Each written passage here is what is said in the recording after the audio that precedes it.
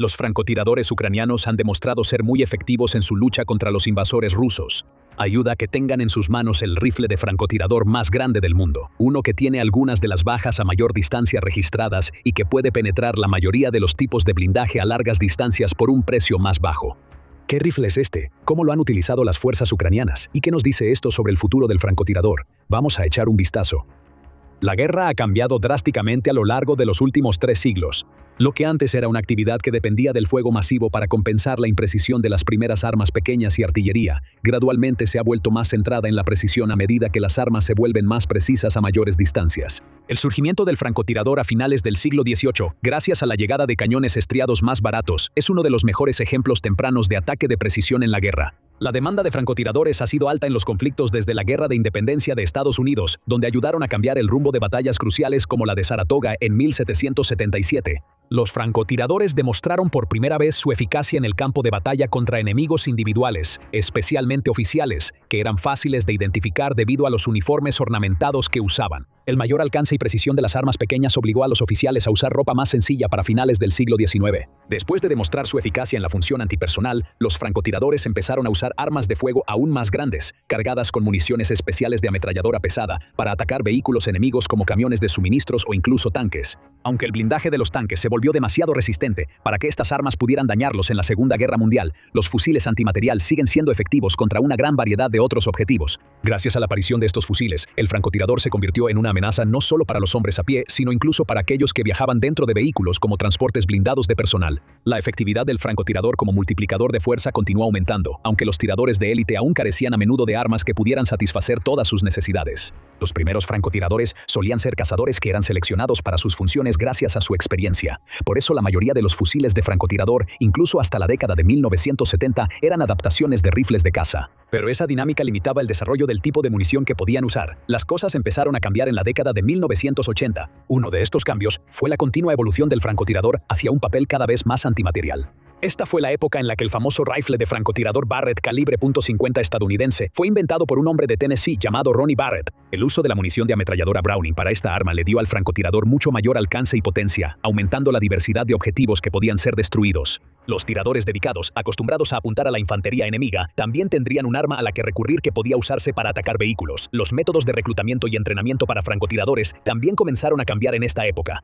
El entrenamiento típico de francotirador en los ejércitos modernos puede durar un año o más, y Ucrania no solía ser la excepción a esto. Sin embargo, debido a que se necesitan con tanta urgencia en el frente, las escuelas de francotiradores de Ucrania han dado a los candidatos un curso intensivo que puede completarse en unas pocas semanas. La guerra en Ucrania ha demostrado que en esta era de artillería de precisión y vigilancia con drones, los francotiradores necesitan armas precisas a distancias cada vez mayores para ser efectivos y asegurar su supervivencia. Afortunadamente para Ucrania, una de las armas que tiene en su arsenal es el Snipex Alligator, y es el rifle de francotirador más largo del mundo, con una longitud de 2 metros cuando está completamente ensamblado. Los expertos han descrito esta arma como una que hace que incluso los rifles antimaterial anteriores, como el M107 Barrett, parezcan pistolas de juguete en comparación. ¿Cuáles son las especificaciones de esta arma? Vamos a analizarlo a fondo. El Snipex Alligator es un rifle de producción nacional que hizo su debut en junio de 2020. El rifle es fabricado por una empresa llamada Sado, que fue fundada en 1991 en Kharkov, Ucrania. Desde entonces, la empresa se ha expandido internacionalmente con sedes en Alemania y los Países Bajos. Es una empresa química basada en nanotecnología que se especializa en cerámicas, lubricantes, aditivos para aceite y combustible, sin mencionar las armas de fuego. Sado es un fabricante experimentado que tiene más de 1.600 artículos en su línea de productos de la empresa. 2 de ellos son los rifles antimaterial Alligator y TRX. El Alligator tiene un cañón de 47 pulgadas que es más del doble de la longitud de un rifle de caza típico diseñado para atacar objetivos a largas distancias. Incluso el cañón del Barrett M107 es pequeño en comparación, con 27 pulgadas. El rifle tiene una masa de 25 kilogramos, pesa 55 libras y está recamarado para el cartucho antimaterial de 14.5% 14 milímetros. Este cartucho, que tiene una masa entre 59 y 66 gramos y un peso de aproximadamente 2.2 onzas, se originó en la Unión Soviética durante la Segunda Guerra Mundial. Ahí se utilizó como munición para la ametralladora pesada KPV y en rifles antitanque como el PTRS-41 y el PTR-PTRD-41, armas que han visto algo de uso en el conflicto ucraniano actual. Desde la Segunda Guerra Mundial, este cartucho se ha utilizado internacionalmente en otros rifles antimaterial, cañones antiaéreos y en las ametralladoras montadas en transportes blindados de personal. Este cartucho viene en varias variedades diferentes, como trazadoras, perforantes incendiarias y explosivas incendiarias de alto poder. El alcance efectivo del Alligator es de 2 kilómetros, pero tiene un alcance máximo de 7 kilómetros. Para hacerlo más preciso, Sado lo diseñó como un rifle de cerrojo. Esto reduce la inclinación del arma, lo cual sería significativo para un cartucho de este tamaño si disparara en modo semiautomático. El cajón de mecanismos del Alligator está hecho de acero, y las guías del cerrojo están cromadas, lo que reduce la cantidad de suciedad y residuos que se acumulan en el cañón como resultado de disparos repetidos. El rifle viene con un cargador extraíble tipo caja que puede contener 5 cartuchos. La velocidad de salida es de casi 1000 metros por segundo, casi Mach 3. Un tirador entrenado puede disparar 12 cartuchos por minuto. El Alligator puede usarse para atacar tanto objetivos dinámicos como estáticos. El Alligator tiene un diseño que compensa el gran retroceso de su cartucho de varias maneras.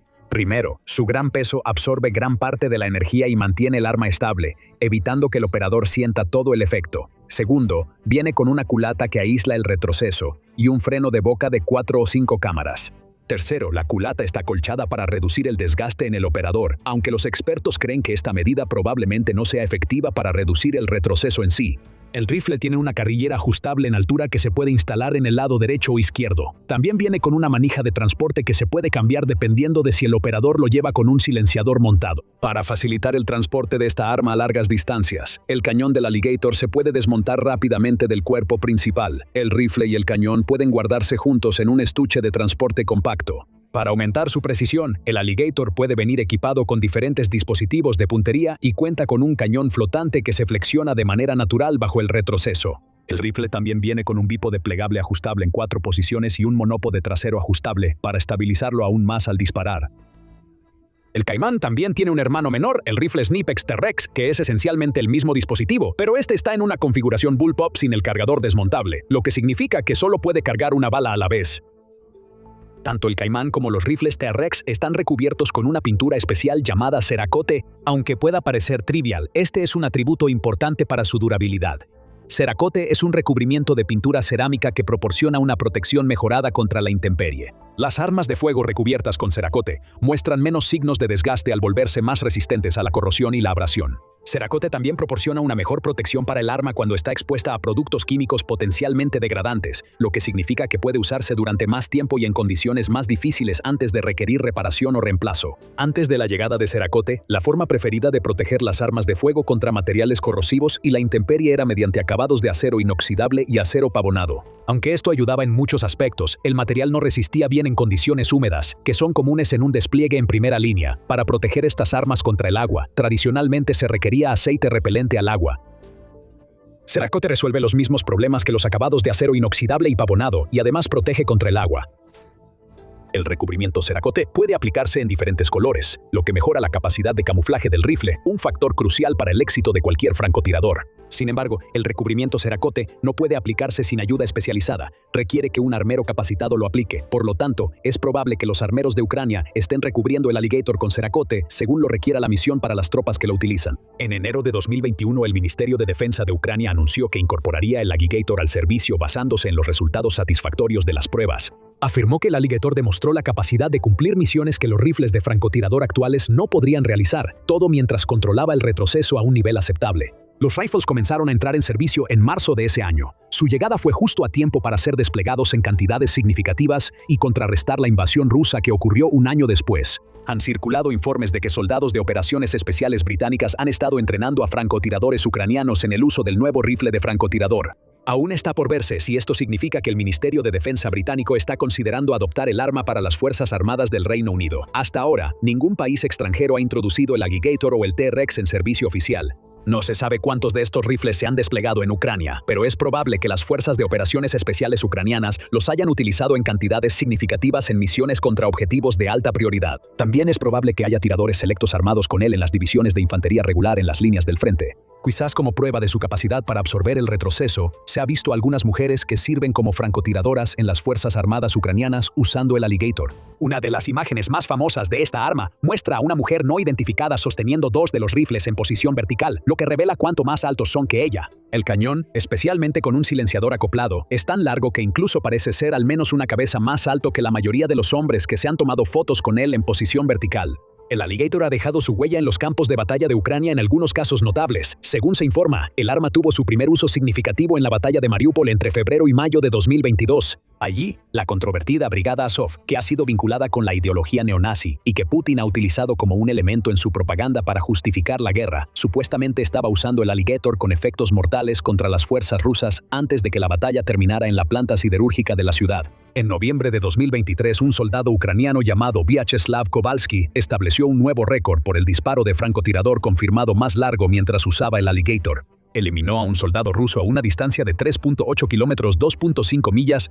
Esta baja superó fácilmente el récord anterior, que fue logrado por un francotirador de las Fuerzas Especiales Canadienses en Irak en 2017, con un alcance de 3.5 kilómetros. Esa no fue la única hazaña notable del Alligator en manos de un francotirador ucraniano. Desafortunadamente, no se sabe mucho más sobre este incidente. Un año antes, otro francotirador ucraniano cuyo nombre no se conoce usó su Alligator para eliminar a 2 objetivos a una distancia de 2.7 kilómetros, es decir, 1.8 millas. Se informó como la segunda baja confirmada por un francotirador a mayor distancia en ese momento, solo detrás del disparo del francotirador canadiense. Este incidente es más conocido porque existe un video del mismo. La Oficina de Comunicaciones Estratégicas del Ejército Ucraniano subió este video a Telegram el 13 de noviembre de 2022.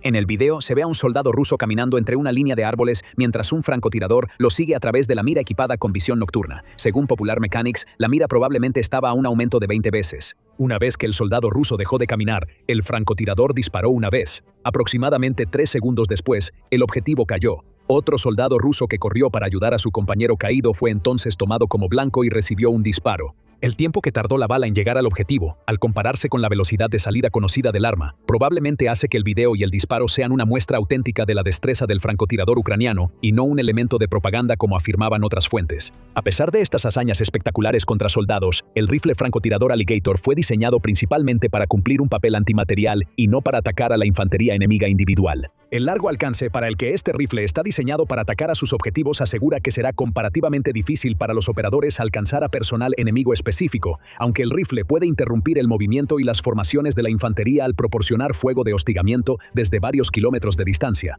El Alligator también puede usarse para destruir algunos obstáculos que impiden el movimiento de la infantería aliada, como construcciones de madera o muros de concreto. El Alligator es más adecuado para destruir vehículos ligeros, posiciones fortificadas como refugios excavados, equipos de comunicaciones, estaciones de radar, depósitos de municiones y combustible, sistemas de defensa aérea y aeronaves en una pista o en un hangar.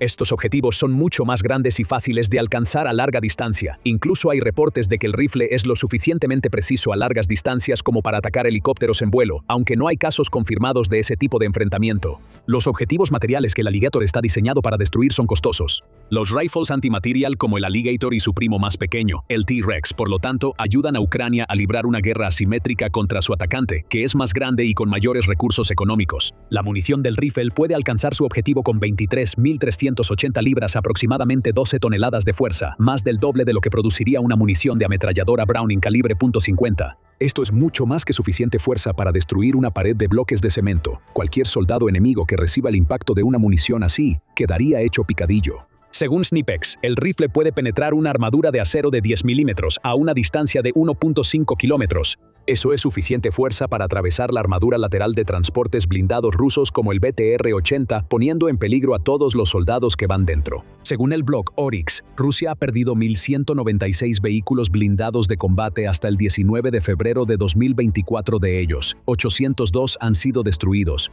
También ha perdido 3.435 vehículos de combate de infantería y 397 transportes blindados de personal. Estas estimaciones probablemente son menores a la realidad porque Oryx solo cuenta las pérdidas confirmadas visualmente. No se sabe cuántas de estas pérdidas fueron causadas por francotiradores ucranianos usando el Alligator, pero los defensores de Ucrania, al tener acceso a un arma antimaterial poderosa y barata, sin duda son responsables de parte de la destrucción que ha enfrentado Rusia. Objetivos con blindaje ligero, como los camiones de suministro, son presa fácil para la munición del Alligator. Los francotiradores ucranianos armados con él, sin duda lo han usado para interrumpir las columnas que abastecen a las fuerzas rusas, aumentando las dificultades logísticas que los ejércitos del Kremlin han sufrido durante la guerra. Un vídeo publicado el 29 de septiembre de 2022 demuestra la función antimaterial del Alligator. El video mostró a un francotirador ucraniano usándolo para atacar un objetivo blindado a una distancia de más de 2 kilómetros. El objetivo en el video borroso fue identificado como un tanque ruso. El francotirador acertó al menos un disparo en el vehículo, y el video se corta poco después. Aunque el vehículo no fue destruido ni mostró señales de daño significativo, demostró el alcance al que un operador entrenado del Alligator puede disparar con eficacia y el grave peligro que representa para los vehículos rusos con blindaje más ligero. El peligro aumenta mientras más cerca se acerque el francotirador. A 100 metros la munición del Alligator puede penetrar 30 milímetros de blindaje de acero, poniendo en riesgo a unidades más pesadas, aunque esto también pondría al francotirador en un peligro mucho mayor. Escapar después de disparar mientras se carga un equipo tan largo y pesado no será fácil. Por esta razón, la mayoría de las misiones de francotirador con el Alligator serán a distancias más largas. Parte de la razón de la importancia de la función antimaterial del Alligator es que es una opción mucho más barata para destruir estos objetivos que otras armas portátiles antiblindaje. Por ejemplo, un misil Javelin puede costar $80,000 cada uno. El lanzador en sí cuesta cifras de 6 dígitos. Estos equipos también requieren una cadena de suministro sofisticada para fabricarlos y transportarlos, lo que significa que su número necesariamente será limitado. En contraste, el Caimán costará una suma de 4 o 5 cifras. El precio exacto del rifle no está especificado. También hay millones de cartuchos de 14.5% 10 milímetros disponibles para usar, y es fácil fabricar más de ellos localmente. La presencia del Caimán permite que las fuerzas ucranianas eviten usar costosos misiles Javelin o NLAW en objetivos de menor prioridad, reservándolos para el uso al que estaban destinados, contra los tanques de batalla principales enemigos. Esta es otra manera en la que la presencia del Caimán ayuda a la lucha asimétrica de Ucrania contra Rusia. Por muy bueno que sea, el Caimán presenta peligros para el operador. Ya mencionamos que su longitud y peso pueden dificultar la huida, y eso no es lo único de lo que un francotirador que lo usa debe preocuparse. Aunque puede llevar un silenciador para reducir su perfil, el fogonazo que se produce al disparar una bala es enorme. Un comentarista comparó su brillo con el de una granada de mano explotando. Incluso con un supresor de fogonazo, es un perfil fácil de distinguir, así que el francotirador quedará vulnerable después de disparar. Por eso el rifle está diseñado para atacar objetivos a distancias tan largas. Esa distancia es una de las únicas formas de asegurar un buen nivel de seguridad para el francotirador que lo usa. Aunque es notable que en un video de entrenamiento de 2021 publicado por el ejército ucraniano, el perfil del fogonazo del arma era mucho menor cuando estaba equipada con un silenciador. La llegada del Caimán y del T-Rex al campo de batalla demuestra que el papel del francotirador sigue evolucionando, las distancias están aumentando, y el récord de la baja de francotirador a mayor distancia registrada ha cambiado de manos con más frecuencia en la última década. Los francotiradores antimaterial también han demostrado su importancia en los conflictos modernos entre adversarios de capacidad similar o casi similar. Los misiles de precisión, proyectiles de artillería y municiones antitanque o antiaéreas basadas en cohetes se agotan rápidamente bajo estas condiciones, y ambos bandos en el conflicto sufren de escasez. Por lo tanto, los usuarios tendrán que ser cuidadosos en cómo deciden usar su munición de precisión sofisticada. La respuesta a esta realidad ha sido volver a lo antiguo. En muchos otros aspectos, lo viejo vuelve a ser nuevo. Por ejemplo, las fuerzas ucranianas han recurrido a cañones antiguos de trayectoria tensa para derribar drones Shahed iraníes, porque usar misiles sofisticados para hacerlo no es un uso económico de los recursos. El Caimán demuestra el mismo principio contra objetivos en tierra. El francotirador siempre será un peligro para el personal enemigo, especialmente contra objetivos de alto valor que no actúan con cuidado. Sin embargo, es en el función antimaterial donde los francotiradores de finales del siglo XXI podrían ver su uso más efectivo. ¿Serán los francotiradores del futuro, armados con armas como el Caimán, un peligro para equipos enemigos cada vez más caros por un costo cada vez menor? Cuando el ejército ucraniano recibió por primera vez los transportes blindados de personal FB-103 Spartan en julio de 2022, no fue un acontecimiento que resonara en todo el mundo. De hecho, la mayoría de los analistas militares coincidieron en que probablemente estos vehículos no tendrían mucho impacto en el campo de batalla. Después de todo, incluso en ese entonces, estaban lejos de ser vehículos de combate de infantería modernos, ya que el propio Reino Unido los retiró hace más de 15 años. Ucrania se convirtió en el 7º país en utilizar el vehículo, siendo Letonia el único otro país europeo que todavía los tiene. En comparación con el equipo militar moderno ruso, los Spartans parecen insignificantes e inadecuados. O aún así, 3 años y medio después de iniciada la guerra, el número de Spartans en el campo de batalla creció de 35 a cerca de 200, y de ese número solo aproximadamente 35 se han perdido, según la compañía de monitoreo de inteligencia de fuentes abiertas, Oryx. La tasa de supervivencia de aproximadamente 80 y 2.5% está a la par de algunos de los sistemas occidentales y ucranianos más exitosos, lo que sugiere que estos humildes vehículos son mucho más de lo que aparentan. Así que examinemos exactamente cómo Ucrania convirtió vehículos destinados a los deshuesaderos del Reino Unido en monstruos de primera línea que pueden enfrentarse a los tanques avanzados de Rusia. Ahora, comencemos con las especificaciones reales, lo que representan y por qué hicieron que los Spartans quedaran casi obsoletos desde el principio. El VB-103 Spartan fue desarrollado en la década de 1970 como parte de la familia británica de vehículos de reconocimiento de combate sobre orugas, o CBRT. Y la filosofía de diseño era simple: crear un vehículo rápido que pudiera transportar equipos especializados, como tripulaciones antiaéreas o unidades de reconocimiento, a través del campo de batalla mientras mantenía el ritmo de los tanques más pesados. Para lograr esto, los ingenieros británicos se esforzaron al máximo en reducir tanto peso como fuera posible de un transporte de infantería tradicional. El casco se construyó con una aleación de aluminio soldada en lugar de acero, alcanzando un máximo de solo 60 milímetros de grosor en el arco frontal. Esto proporcionaba protección contra proyectiles de 14.5 milímetros desde unos 200 metros y contrametralla, pero nada más. Un impacto directo de cualquier arma antitanque moderna lo atravesaría por completo. El motor Jaguar de 195 caballos de fuerza del vehículo podía llevarlo hasta 60 millas por hora en carretera abierta y solo cuando transportaba cargas mínimas. La otra cara de la moneda es que la relación peso-potencia significaba que podía subir una pendiente de 60 grados. El compartimiento de la escuadra solo tenía espacio para 4 soldados, sin contar a los 3 miembros de la tripulación, y se podía acceder a él por una puerta trasera o por las escotillas del techo. El armamento del vehículo consistía en una sola ametralladora L-37A1 de 7.62 milímetros en la cúpula del comandante. Esto era suficiente para la autodefensa contra infantería, pero en última instancia inútil contra objetivos blindados, incluso otro Spartan. La combinación de un blindaje deficiente y tener solo capacidades operativas limitadas significó, en última instancia, que el Spartan nunca se utilizó realmente en combate real, en su lugar, sirviendo como transporte auxiliar para el ejército del Reino Unido. Aún así, las constantes mejoras en el armamento de los vehículos de combate de infantería tradicionales significaban que el tanque se estaba acercando rápidamente al punto en que sería destruido por vehículos auxiliares similares. Esto llevó al Reino Unido a reemplazar el Spartan por los vehículos de mando y enlace Panther, que eran más capaces. Los últimos Spartan en servicio británico fueron retirados en 2009. Para dar contexto, comparemos el Spartan con el equipo de la era soviética con el que ya cuenta Ucrania y las alternativas occidentales. El PTR-3, el APC estándar producido localmente en Ucrania.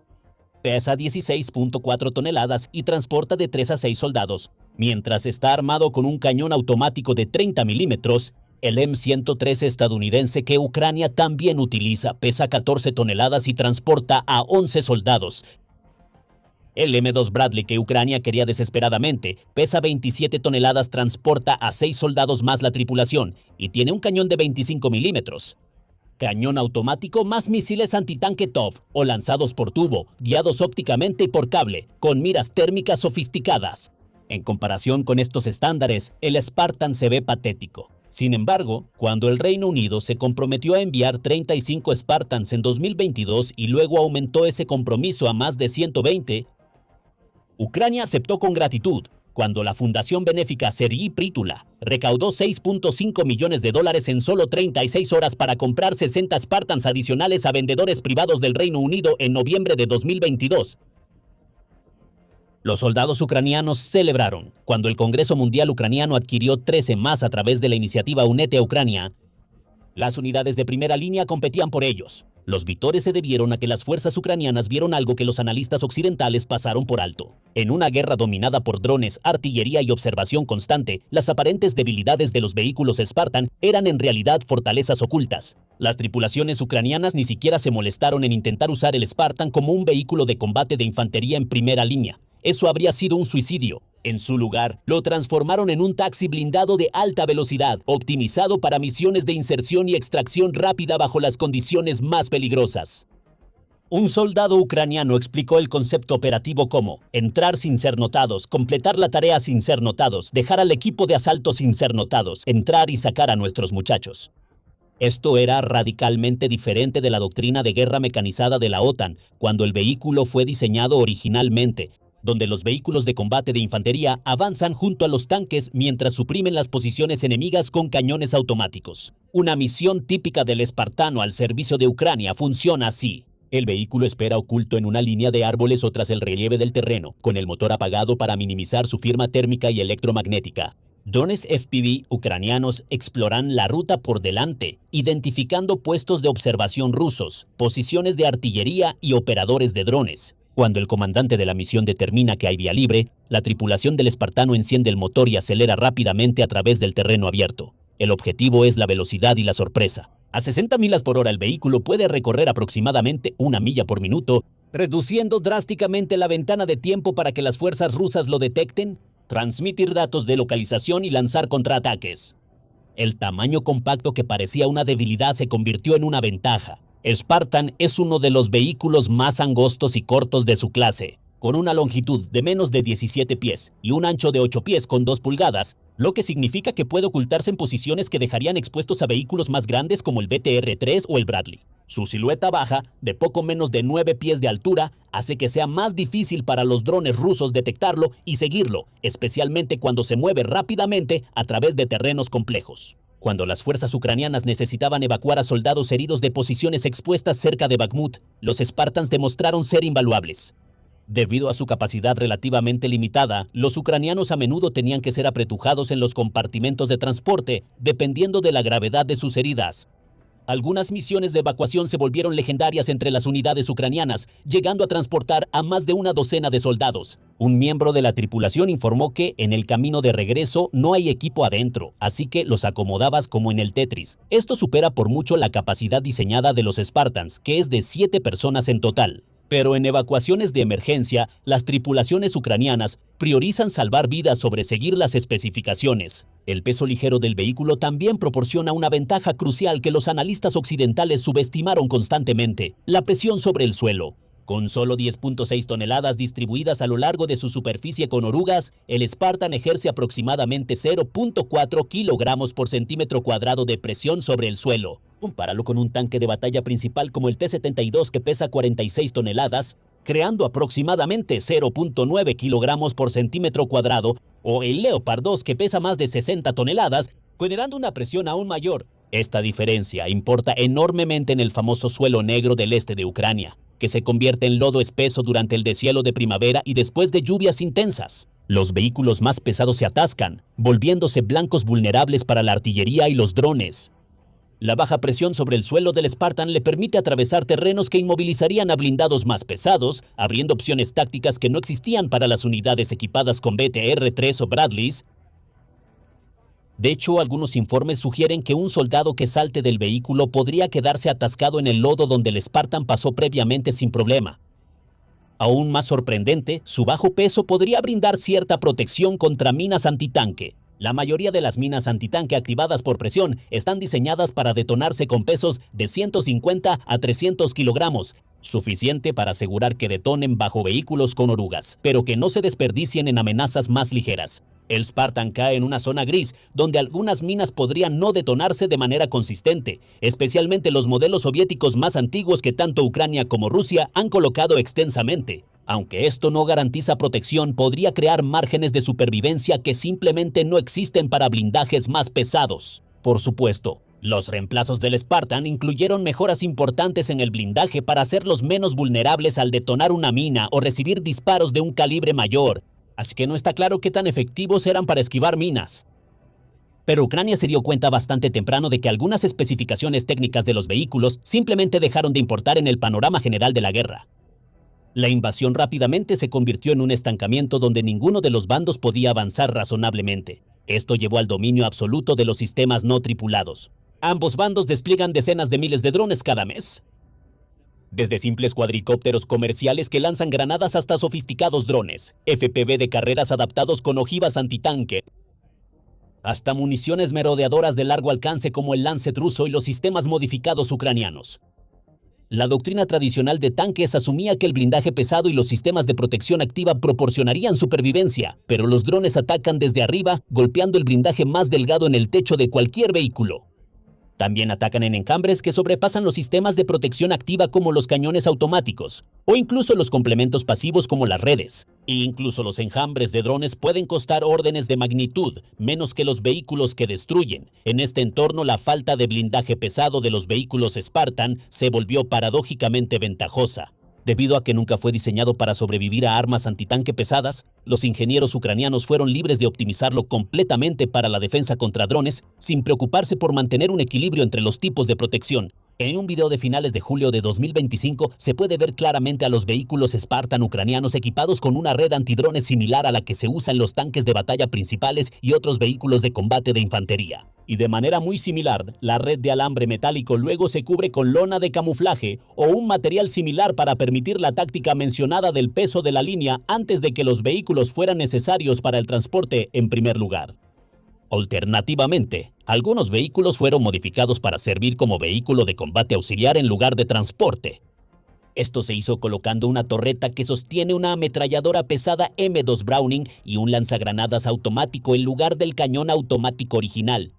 Aunque esto impedía que el vehículo recibiera las medidas antidrones, aumentó drásticamente su potencial ofensivo. Pero las especificaciones técnicas por sí solas no explican completamente por qué los Spartans tuvieron tanto éxito en Ucrania cuando originalmente estaban destinados al desguace. En realidad, los vehículos simplemente fueron superados por diseños más nuevos cuando servían en las fuerzas armadas de sus países de origen dentro de la OTAN. Pero las necesidades prácticas de Ucrania permiten una especie de reevaluación de esos diseños antiguos. Cuando Gran Bretaña retiró la flota Spartan en 2009, la reemplazó con vehículos de mando y enlace Panther. Estos eran vehículos de 6 ruedas basados en el Iveco Medium Multirole Vehicle italiano. El Panther pesa 7 toneladas, tiene capacidad para 6 personas y proporciona protección balística de nivel 2 según Stanac. Es más rápido en carretera, más eficiente en combustible, más fácil de mantener y significativamente más cómodo que el Spartan de orugas. Para las operaciones de la OTAN en Irak y Afganistán, esto tenía perfecto sentido. Las fuerzas de la coalición operaban con una abrumadora superioridad aérea, ISAR sofisticado, redes de inteligencia, vigilancia y reconocimiento, y cadenas logísticas que podían entregar piezas en cualquier lugar en un plazo de 48 horas. En ese entorno, los vehículos con ruedas, que tenían menores costos de operación y mejor desempeño en carretera, eran ideales. Pero Ucrania no lucha por la superioridad aérea. Opera en un conflicto casi entre iguales, donde ambos bandos tienen artillería extensa, enjambres de drones y capacidades de guerra electrónica. Las carreteras están fuertemente vigiladas y con frecuencia son minadas o atacadas con artillería o drones. Al mismo tiempo, las cadenas de suministro son disputadas e inestables en ambos bandos debido a la abrumadora cantidad de ataques de drones de largo alcance que ocurren diariamente a lo largo de las 600 millas del frente. En este entorno, la movilidad sobre orugas del obsoleto Spartan, su tamaño compacto y su mecánica sencilla lo hicieron más valioso que alternativas más nuevas y sofisticadas. La suspensión sobre orugas es más estable al atravesar terrenos irregulares y la capacidad del vehículo para subir colinas empinadas lo hace prácticamente invaluable. En el mismo tipo de terreno montañoso salpicado de campos y zanjas que domina el frente de Ucrania y Rusia en Donbass. Las fuerzas ucranianas están librando una guerra que se parece más al frente oriental de la Segunda Guerra Mundial que a los conflictos para los que la OTAN se preparó. En este contexto, la cantidad, la facilidad de mantenimiento y la flexibilidad táctica importan más que la capacidad individual de cada vehículo. Los números por sí solos son reveladores, ya que Ucrania recibió aproximadamente 200 variantes del Spartan a través de varios canales. Compáralo con la cantidad de otros sistemas occidentales que recibieron. Aproximadamente 100 Leopard, 2 de las variantes 2A4 a 2A6 provenientes de varios países de la OTAN. 31 tanques M1 Abrams de Estados Unidos, de los cuales Ucrania ha perdido 27. Aproximadamente 300 variantes del M113, en su mayoría proporcionadas por Lituania de la producción de la era soviética. 190 Bradley M2 y M3 proporcionados por Estados Unidos, con alrededor de 40 perdidos o dañados. La flota Spartan es numéricamente lo suficientemente significativa como para equipar a varias brigadas. Las fuerzas ucranianas han formado el Batallón 251 de Defensa Territorial, la Brigada 127 de Defensa Territorial y elementos de la Brigada Mecanizada 67 en torno a las operaciones del Spartan. Estas unidades han desarrollado tácticas especializadas que aprovechan la movilidad del vehículo y sus capacidades orientadas al transporte. Pero aquí es donde la historia toma un giro fascinante. Si Ucrania puede lograr estos resultados con vehículos de 50 años que Gran Bretaña consideraba inútiles, ¿qué podría lograr con el equipo que la OTAN realmente considera moderno? Los vehículos Panther de Gran Bretaña, que reemplazaron al Spartan, no se han ofrecido a Ucrania. Tampoco se han ofrecido los vehículos de combate de infantería Warrior, con orugas que Gran Bretaña retiró recientemente, aunque se han mencionado en posibles paquetes de ayuda futuros. Los vehículos de reconocimiento Ajax, mucho más capaces, que están entrando en servicio en Gran Bretaña ahora, ni siquiera se están discutiendo. Parte de la razón por la que Gran Bretaña se apega a equipos de aproximadamente la misma época que los vehículos propios de Ucrania es la gestión del riesgo político. Los países de la OTAN quieren evitar proporcionar sistemas tan avanzados porque su pérdida o captura comprometería tecnología clasificada. Otra razón es la complejidad del entrenamiento. Los vehículos modernos requieren un entrenamiento sofisticado para la tripulación que toma meses. Finalmente, está la infraestructura de mantenimiento, ya que los vehículos más nuevos necesitan instalaciones y piezas especializadas que Ucrania no tiene y no puede tener. Por supuesto, hay otra posibilidad en la que Rusia declare que algunas de las transferencias de donaciones pueden inclinar demasiado la balanza a favor de Ucrania y supuestamente amenazar a Rusia en su conjunto. En respuesta, Rusia podría escalar la guerra usando armas tácticas, incluidas las nucleares, contra Ucrania para acelerar la guerra, por así decirlo. Esta táctica de intimidación no es nueva, ya que Putin ya había intentado bloquear las transferencias de misiles de largo alcance, tanques y aviones, y no se sabe dónde podría trazar la próxima línea roja imaginaria. Pero el éxito de el Spartan sugiere que estos cálculos podrían ser demasiado cautelosos. Las fuerzas ucranianas han demostrado ser increíblemente capaces de adaptar el equipo occidental, improvisando soluciones a los desafíos de mantenimiento y desarrollando tácticas que maximizan las fortalezas de las plataformas mientras minimizan sus debilidades. Considera lo que esto significa para el equilibrio militar más amplio entre Rusia y la OTAN. Rusia ha perdido más de 23.000 piezas de equipo militar desde que comenzó la invasión, según las confirmaciones visuales documentadas por Oryx. Esto incluye aproximadamente 13.500 vehículos blindados destruidos que fueron tomados de reservas acumuladas durante décadas. La capacidad de producción actual de Rusia es de aproximadamente 250 tanques T-90M y entre 70 y 100 vehículos de combate de infantería BMP-3 por año, lo cual está muy por debajo de las necesidades de reemplazo. El país se ha visto obligado a sacar equipo cada vez más antiguo de los almacenes, desplegando tanques T-62 de la década de 1960, e incluso se han reportado casos de tanques T-34 de la Segunda Guerra Mundial apareciendo en trenes que se dirigen hacia Ucrania. La capacidad industrial militar combinada de la OTAN supera a la de Rusia por órdenes de magnitud. Según analistas militares polacos, Estados Unidos produjo más de 8.800 tanques M1 Abrams desde 1979 hasta 1993, con miles almacenados y aproximadamente 135 nuevos tanques producidos cada año hasta la fecha. Alemania fabricó más de 3.000 tanques Leopard, Gran Bretaña produjo casi 500 tanques Challenger y Francia construyó más de 400 tanques Leclerc. Y estos son tanques de batalla principales modernos con blindaje compuesto, cañones de ánima lisa de 120 mm, sistemas avanzados de control de tiro y sofisticados sistemas de protección activa. Si los países de la OTAN decidieran transferir incluso el 10% de sus flotas de tanques fuera de servicio activo a Ucrania, eso representaría más de 1.000 tanques de batalla principales modernos entrando en el conflicto. Los vehículos Spartan serían prácticamente inútiles en comparación. El mismo cálculo aplica para vehículos de combate de infantería, sistemas de artillería, plataformas de defensa aérea y aviones de combate. La OTAN tiene el equipo. La pregunta siempre ha sido la voluntad política. El desempeño de los vehículos Spartan demuestra que incluso el equipo occidental obsoleto, cuando se emplea correctamente, supera los sistemas rusos contemporáneos. Los soldados y los ingenieros ucranianos no son realmente inherentemente superiores a los de Rusia, que se podría decir es uno de los proveedores militares más experimentados del hemisferio oriental. Pero el desarrollo militar occidental durante los últimos 50 años, incluso en vehículos considerados obsoletos, produjo capacidades que el complejo militar industrial actual de Rusia no puede igualar. Más allá del empleo táctico y las implicaciones estratégicas, el éxito del Spartan se basa en decisiones de ingeniería específicas que las modificaciones ucranianas mejoraron. Específicamente, la M2 Browning proporciona una potencia de fuego dramáticamente mejorada contra infantería, vehículos ligeros y posiciones fortificadas. Con un alcance efectivo máximo de poco más de 1 milla, permite a las tripulaciones del Spartan atacar objetivos que habrían sido intocables con el arma original de 7.62 milímetros. El lanzagranadas MK-19 extiende esta capacidad aún más hasta 1.37 millas, lanzando granadas de fragmentación de alto explosivo que pueden suprimir posiciones enemigas o atravesar vehículos menos blindados. Sin embargo, estas armas tienen una desventaja significativa.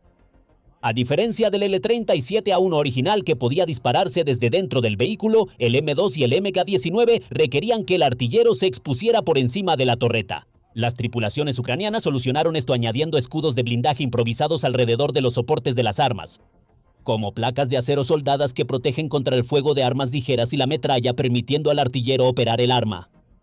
Los vehículos también reciben sistemas de comunicación modernos. Algunos Spartans ahora cuentan con radios Harris, lo que permite la integración con las redes de mando ucranianas y la coordinación con los operadores de drones. Esto resuelve una de las principales limitaciones de los vehículos originales, pero los sistemas de radio de la década de 1970 simplemente son incompatibles con las comunicaciones cifradas modernas. Las mejoras en el control de tiro resultaron igual de valiosas. Aunque el Spartan no fue diseñado como un cazatanques, las fuerzas ucranianas reconocieron su potencial como plataforma de apoyo de fuego. Algunos vehículos recibieron telémetros láser y miras ópticas mejoradas, lo que mejoró drásticamente la precisión a largas distancias. Un miembro de la tripulación señaló que las ruedas de rodaje están recubiertas de goma, y esa es una de sus ventajas. Es silencioso, no hay golpeteo de metal, y las orugas también tienen almohadillas de goma, lo que ayuda a reducir el ruido. Esta operación silenciosa, combinada con la reducción de la firma térmica mediante la gestión del motor, hace que el Spartan sea sorprendentemente sigiloso a pesar de no contar con sistemas sofisticados para evitar la vigilancia. En un entorno dominado por ópticas térmicas y sensores acústicos, operar en silencio brinda ventajas cruciales durante misiones de inserción y extracción.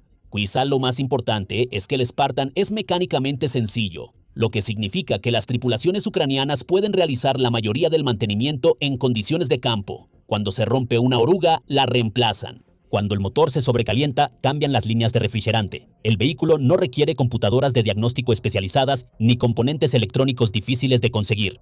Compáralo con el Bradley, que cuenta con un motor diésel turboalimentado complejo, transmisión automática, sistema digital de control de tiro y computadoras integradas de gestión de campo de batalla. Cuando un Bradley se descompone en Ucrania, a menudo requiere ser transportado a instalaciones de mantenimiento especializadas con técnicos capacitados y equipo de diagnóstico propietario. Esta ventaja de mantenimiento se acumula con el tiempo. Después de meses de operaciones, la tasa de disponibilidad operativa de la flota de Bradley disminuye a medida que los vehículos acumulan fallas menores que no pueden ser reparadas en el campo. La flota de Spartan mantiene una mayor disponibilidad porque las tripulaciones pueden solucionar los problemas de inmediato en lugar de esperar apoyo especializado. El éxito del programa Spartan de Ucrania también revela cómo la economía de adquisiciones militares ha cambiado con el tiempo entre regiones. Más específicamente, los ejércitos occidentales anteriormente han buscado plataformas cada vez más sofisticadas, asumiendo que la superioridad tecnológica proporcionaría ventajas decisivas en cualquier conflicto. Esto llevó a sistemas como el caza F-35, con un costo de $100 millones por avión, el destructor clase Sumal con un costo de $7.5 mil millones por barco y el programa de sistemas de combate del futuro, que fue cancelado después de gastar $18 mil millones sin desplegar un solo vehículo operativo. La lógica parece sólida. La tecnología avanzada multiplica la efectividad en combate, así que invertir en los mejores sistemas produce una capacidad militar óptima. Pero la experiencia de Ucrania sugiere que esta lógica se desmorona en una guerra convencional de alta intensidad. El problema no es que los sistemas avanzados carezcan de capacidad, ya que el Bradley es indudablemente más capaz que el Spartan en casi todos los aspectos medibles. Los sistemas avanzados simplemente no pueden producirse, mantenerse o desplegarse en cantidades suficientes para marcar la diferencia cuando las tasas de desgaste son altas. Tomemos, por ejemplo, unas cuentas simples. Si un Bradley cuesta $4.35 millones, que es el costo unitario aproximado para pedidos recientes del ejército de los Estados Unidos, y un Spartan reacondicionado cuesta aproximadamente $50 mil, que es el precio que las fundaciones benéficas ucranianas pagaron a vendedores privados del Reino Unido, puedes desplegar 87 Spartans por el costo de un solo Bradley. Ahora, supongamos que ambos vehículos tienen tasas de supervivencia similares en las condiciones de Ucrania, lo cual parece ser más o menos cierto según los datos de pérdidas disponibles. Incluso si el Bradley es 3 veces más efectivo por vehículo, incluso eso es debatible en un entorno saturado de drones. La flota Spartan proporciona 22 veces más vehículos operativos por la misma inversión. Esto naturalmente permite que el vehículo más barato sea más versátil y utilizable en situaciones de combate reales. Los comandantes ucranianos pueden desplegar Spartans en misiones arriesgadas que serían un riesgo inaceptable para las existencias limitadas de Bradley. Pueden posicionar Spartans en áreas adelantadas donde el refuerzo rápido importa más que la capacidad individual del vehículo. Esto sugiere que los ejércitos occidentales han sobrevalorado la capacidad por plataforma a expensas de la supervivencia, la facilidad de mantenimiento y la cantidad de la flota. en operaciones de contrainsurgencia contra oponentes tecnológicamente inferiores. Esto no importaba, ya que tener el mejor vehículo absoluto valía el costo financiero cuando podías arrasar con la oposición mientras sufrías pérdidas mínimas de equipo o humanas. Pero contra adversarios de capacidades similares con armas sofisticadas, la cantidad y la disponibilidad podrían importar más que las mejoras marginales en capacidad. La historia del Spartan, como muchas otras, refuerza aún más la narrativa de que la guerra en Ucrania no es un conflicto entre tecnologías militares de punta donde las ventajas marginales deciden las batallas. Es una lucha de desgaste donde la sostenibilidad, la adaptabilidad y la voluntad determinan los resultados. En ese entorno, una caja de aluminio sobre orugas de 1978 se convierte en un monstruo de primera línea. No por electrónica sofisticada ni armas avanzadas, sino por un uso inteligente, adaptación rápida y la ingeniosidad de los soldados que se niegan a dejar que esas cajas caigan en el olvido. Como dijo un miembro de la tripulación ucraniana, esa cosa fue hecha en otra época para otra guerra, pero de alguna manera también encaja en esta guerra. Porque, cuando la misión es sobrevivir, la confiabilidad importa más que las mejoras llamativas. Ucrania se suponía que perdería el control del cielo, con menos armas, en menor número y equipada con aviones soviéticos envejecidos. Se esperaba que su fuerza aérea colapsara en cuestión de días cuando Rusia invadió. En cambio, Ucrania logró un vuelco sorprendente, no igualando a Rusia avión por avión, sino construyendo un nuevo tipo de poder aéreo desde cero. Una red nacional de drones, armas caseras y aviones de combate occidentales adaptados más rápido de lo que nadie pensó posible. Y ahora, en 2025, ese poder aéreo finalmente está rompiéndole el espinazo a Rusia. Vamos a profundizar en cómo Ucrania pasó de ser un desvalido obligado a quedarse en tierra a convertirse en un gigante aéreo en ascenso, reescribiendo en el proceso las reglas de la guerra. Puede sonar sorprendente, pero cuando la Unión Soviética colapsó en 1991, Ucrania heredó la tercera o cuarta fuerza aérea más grande del mundo, dependiendo de a quién le preguntes, dividida entre dos ramas separadas del antiguo ejército soviético, la Fuerza Aérea y las Fuerzas de Defensa Aérea. Su inicio como nación independiente contaba con 2.000 aeronaves incluyendo cazas, bombarderos estratégicos y sofisticados sistemas de apoyo, todos los cuales eran la cúspide de la tecnología soviética, aunque de finales de los años 80. Sin embargo, en cuanto a números, solo Estados Unidos, Rusia y China estaban por delante en poder aéreo, aunque la posición de China era debatible.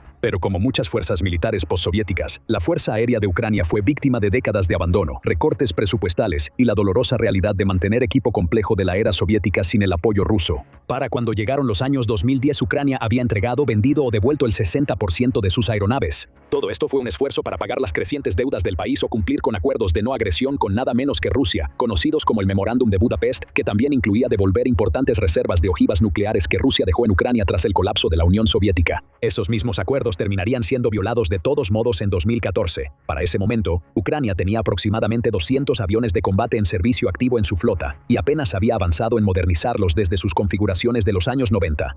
El liderazgo de la Fuerza Aérea de Ucrania reconoció rápidamente que la mayoría de los aviones de combate del país dejarían de ser viables para el año 2030, una admisión aleccionadora que presagiaba la situación desesperada que Ucrania enfrentaría cuando Rusia lanzara su invasión a gran escala. Las semillas de la transformación actual del poder aéreo de Ucrania en realidad se plantaron mucho antes de lo que la mayoría de la gente piensa. Cuando Rusia anexó Crimea en 2014 y comenzó su guerra híbrida en el este de Ucrania, los líderes militares ucranianos entendieron que enfrentaban una amenaza existencial que requería cambios fundamentales. El esfuerzo de Ucrania por sofocar los movimientos separatistas impulsados por Rusia dentro del país también llevó a que perdiera prácticamente la mitad de su fuerza aérea existente en un solo año, reduciendo el tamaño de su flota de aeronaves a poco más de 200. En ese momento, fue una de las mayores pérdidas de equipo de la fuerza aérea en tiempos de guerra del siglo XXI. Además, el resto de la flota estaba dañada o en varios estados de deterioro, lo que provocó una serie de revisiones e intentos de armar aviones y helicópteros funcionales a partir de piezas recuperadas. Tras la invasión rusa de 2014, la Fuerza Aérea de Ucrania lanzó un esfuerzo improvisado para poner en funcionamiento la mayor cantidad posible de aviones y convocó al máximo número de reservistas de la Fuerza Aérea, con el objetivo de dejar a la FAU lo más preparada posible para el combate. Más importante aún, esta crisis marcó el inicio del giro de Ucrania hacia los métodos de entrenamiento de la OTAN y la mentalidad militar occidental, lo que más tarde sería parcialmente responsable de su éxito en la guerra. Cuando llegó el 2020, los mejores recursos de la Fuerza Aérea de Ucrania eran 2 brigadas de cazas con personal insuficiente, compuestas por aproximadamente 50 Su-27 Flanker equivalentes al F-15C estadounidense. Se creía que alrededor de 30 estaban operativos a principios de 2025. La situación era aún más desafiante al considerar que Ucrania no tenía capacidades clave de defensa aérea, como alerta temprana y control aerotransportados, aviones aviones cisterna para reabastecimiento en vuelo, terminales de enlace de datos digitales para conectar estos sistemas, municiones inteligentes modernas, misiles de crucero lanzados desde el aire o cápsulas de reconocimiento y designación de objetivos. No se trataba solo de tener aviones viejos. Ucrania carecía de categorías enteras de capacidades que las fuerzas aéreas modernas consideran esenciales. La razón de la falta de modernización es un tema complejo que requiere profundizar en la geopolítica y economía previas a la guerra, pero lo mejor es describirlo de manera sucinta como resultado de unas cuantas fuentes principales. 1. La flota existente del país seguía siendo completamente de la era soviética y con tecnología de origen soviético, la cual no se fabricaba dentro de Ucrania, y Rusia se negó a vender más aviones a un país que planeaba invadir.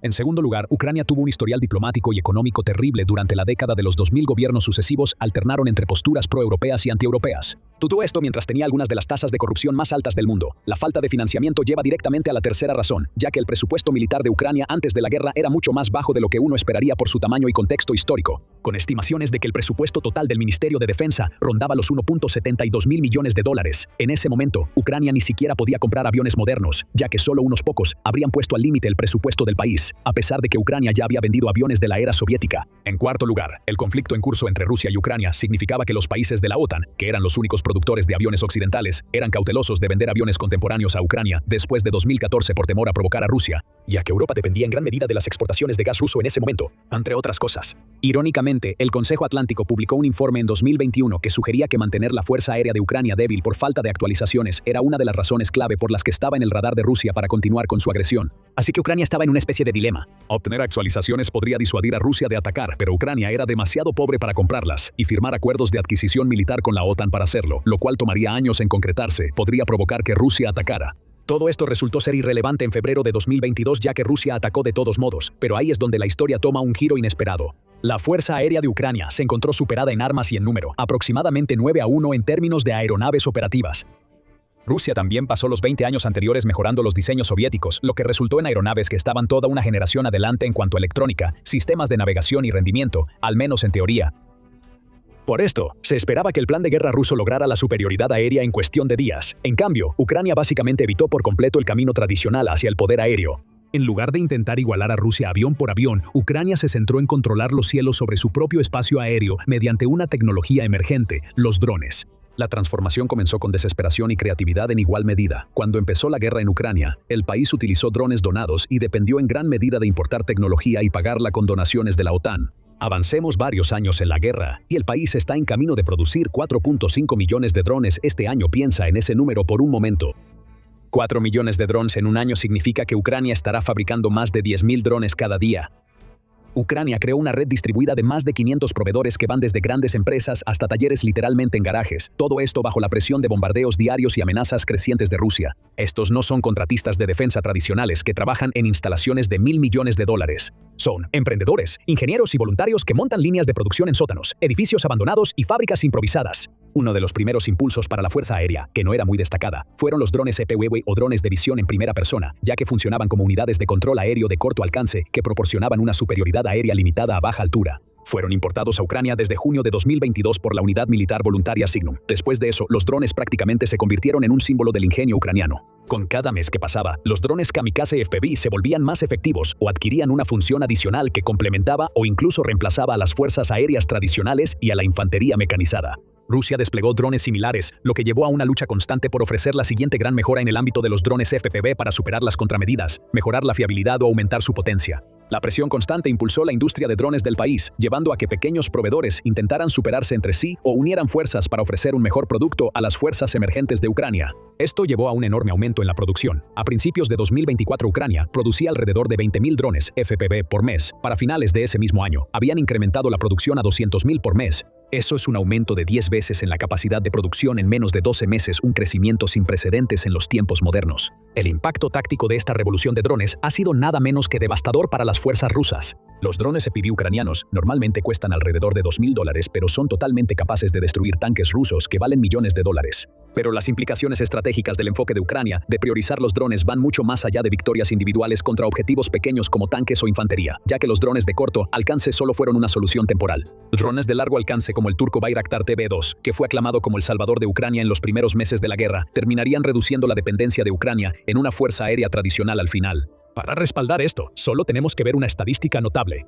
Para principios de 2025, los drones representaban entre el 60 y el 70% del daño y destrucción causados al equipo ruso. El poder aéreo improvisado de Ucrania en realidad fue más efectivo para debilitar las capacidades militares rusas que las fuerzas tradicionales. Esto se atribuye en gran medida a que Ucrania pudo expandir sistemáticamente el alcance geográfico de sus operaciones, creando una serie de hitos que fueron llevando progresivamente la guerra cada vez más adentro del territorio ruso. Los primeros drones ucranianos de largo alcance, como el UJ-22, inicialmente podían atacar objetivos a hasta 500 millas de distancia, un alcance que permitía ataques a instalaciones militares cerca de la frontera rusa, pero dejaba la mayor parte de la infraestructura estratégica de Rusia fuera del alcance ucraniano. Para 2024, los ingenieros ucranianos han ampliado este límite a más de 600 millas, lo que permite ataques a objetivos en lo profundo del territorio ruso, tradicionalmente seguro. Esto permitió a Ucrania lanzar ataques persistentes contra depósitos de municiones o líneas de suministro vitales que iban del norte y este del país hacia las líneas del frente. Además, esto significaba que Moscú ahora estaba al alcance de ataques de largo alcance, y los ataques a finales de agosto y septiembre en la región capital generaron un gran revuelo entre los funcionarios de la OTAN.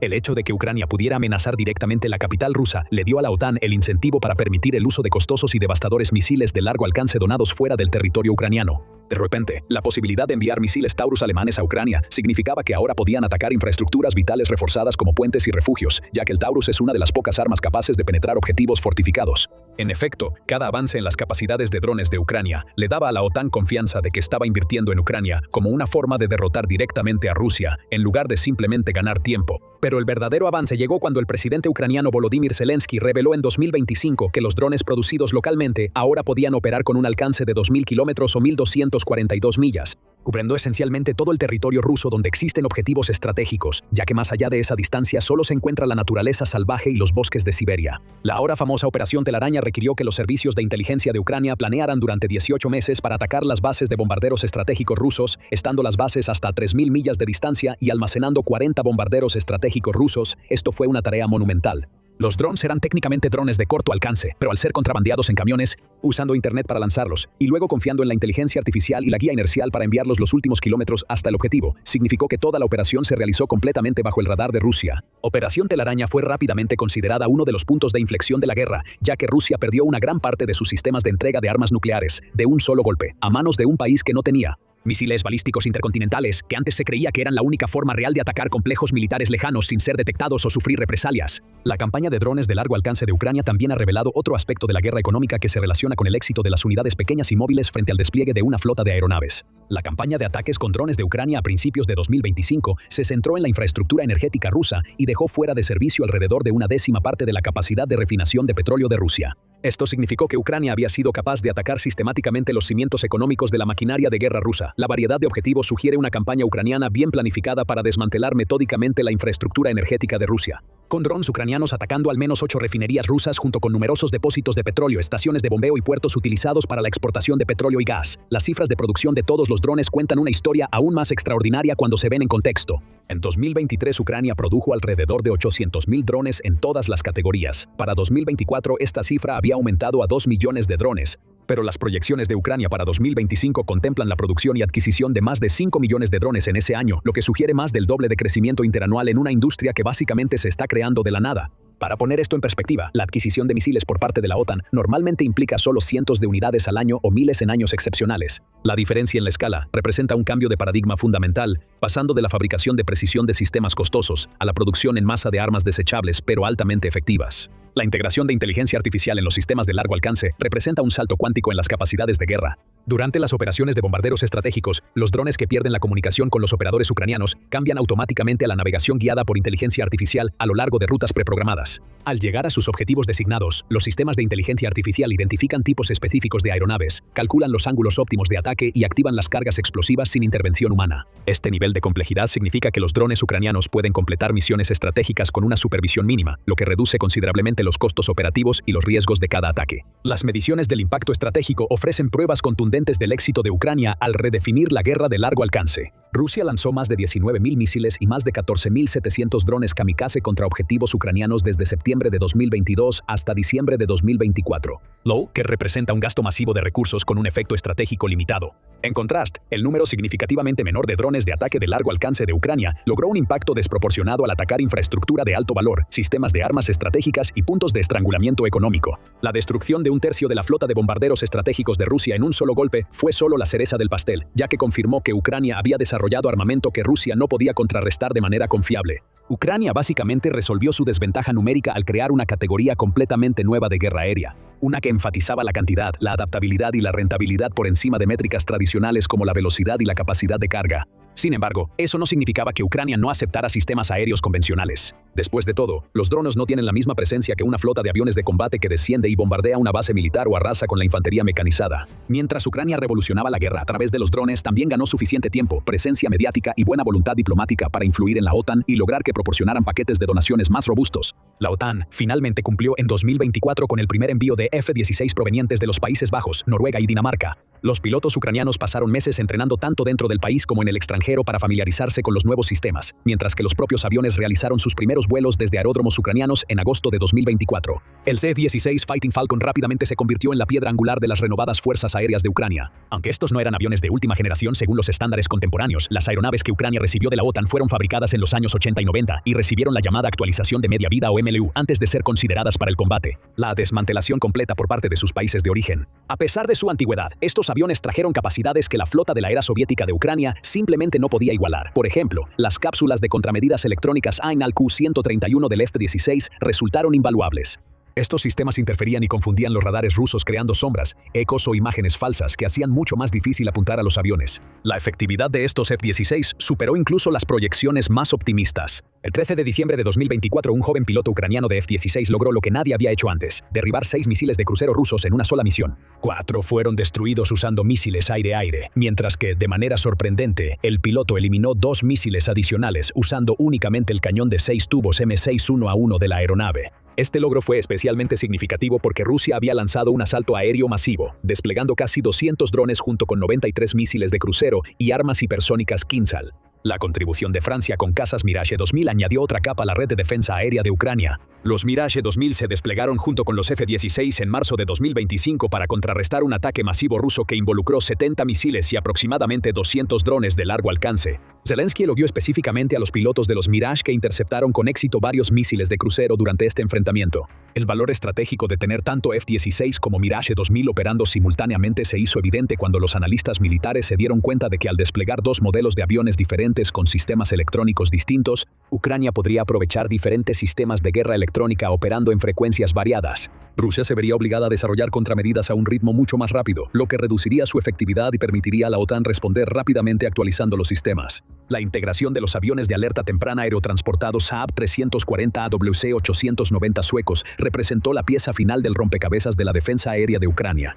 Equipado con un radar avanzado de matriz de barrido electrónico montado sobre el fuselaje de un avión comercial, el Saab podía rastrear múltiples objetivos aéreos y marítimos a distancias de hasta 250 millas. Esta capacidad abordó una de las vulnerabilidades más críticas de Ucrania, la alerta temprana contra ataques rusos con bombas planeadoras, que se volvieron cada vez más frecuentes y devastadores. Lo que hace tan notable la integración de estos aviones occidentales por parte de Ucrania es cómo logró extraer la máxima efectividad de lo que son, esencialmente, plataformas envejecidas. Sí, los F-16 podrían ofrecer capacidades mejoradas en comparación con la flota de la era soviética de Ucrania, pero tendrían que ser reemplazados en quizás 4 a 6 años según las horas de vuelo acumuladas. Mientras tanto, las ventas militares extranjeras de F-16 a Bulgaria y Eslovaquia sitúan el costo de estos cazas envejecidos, de los cuales Ucrania tenía unos 90, en alrededor de $200 millones por avión, lo que representa una gran inversión única. Sin embargo, los pilotos ucranianos lograron tasas de éxito que superan con creces lo que las fuerzas de la OTAN esperaban. Esta transformación ha obligado a los estrategas de la OTAN a enfrentar una realidad incómoda sobre la guerra contemporánea.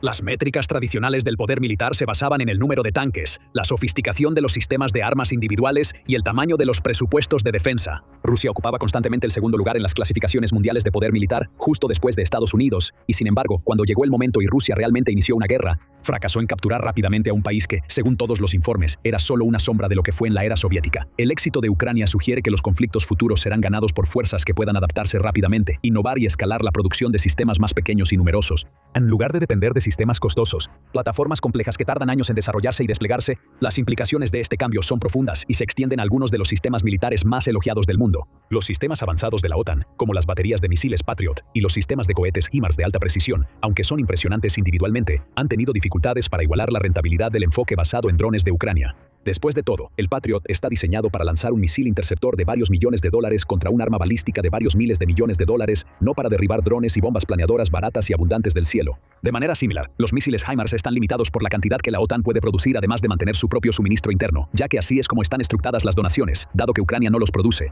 Aún así, los sistemas de despliegue de drones son prácticamente baratísimos comparados con los lanzadores HIMARS y pueden moverse y retirarse cuando y donde sea necesario. Probablemente hay menos de 50 sistemas HIMARS en Ucrania, lo que los convierte en una gota en el océano en comparación con la cantidad de drones que se despliegan diariamente por ambos lados del conflicto. Quizá lo más revelador es cómo otras grandes potencias han respondido a las innovaciones de Ucrania. Estados Unidos inició el programa Replicator, que supuestamente tenía como objetivo contrarrestar las capacidades de drones y fuerza aérea de China. Sin embargo, la verdadera razón de su existencia está justo en el nombre: replicar el éxito de Ucrania en la fabricación distribuida de sistemas de drones de bajo costo y alto rendimiento. La OTAN estableció un centro conjunto de análisis, entrenamiento y educación OTAN-Ucrania en Polonia, invitando a desarrolladores ucranianos a mejorar los conceptos militares anticuados de Europa. Mientras tanto, el Ejército Popular de Liberación, un nombre elegante para el ejército de China, reestructuró por completo su fuerza de apoyo estratégico en 3 ramas que desarrollarían las mismas operaciones de guerra electrónica con drones que Ucrania ha perfeccionado.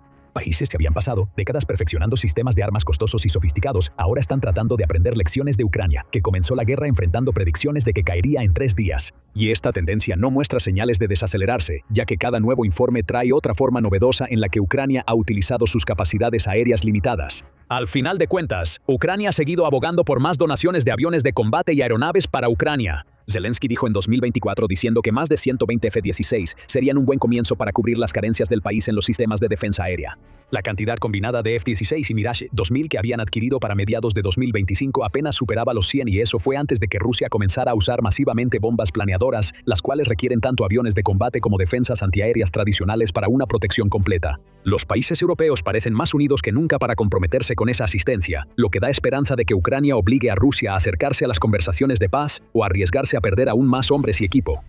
Crimea ha sido durante mucho tiempo la joya de la corona en la campaña de agresión de Vladimir Putin contra Ucrania. Es el único territorio ucraniano que ha logrado arrebatar mediante una anexión ilegal. Y es la península desde la cual él pensó que Rusia podría causar un daño inmenso. Una vez que lanzara su guerra total contra Ucrania, se está causando un daño inmenso, pero no es Rusia quien lo está haciendo. En el transcurso de 2 semanas, Ucrania ha desatado el infierno sobre Crimea, eliminando algunos de los activos militares más vitales de Rusia. Putin lo está perdiendo todo, y cada vez está más cerca de perder la propia Crimea. Putin sentirá como si hubiera visto un fantasma. La realidad es que él no vio absolutamente nada hasta que ese fantasma atacó. El 5 de diciembre, Kyiv Post informó que la unidad fantasma de Ucrania atacó la asombrosa cantidad de 8 objetivos rusos en Crimea ocupada durante una ofensiva de 2 semanas. Eso demostró una y otra vez que las defensas aéreas rusas en Crimea no pueden hacer nada para detener los drones de Ucrania.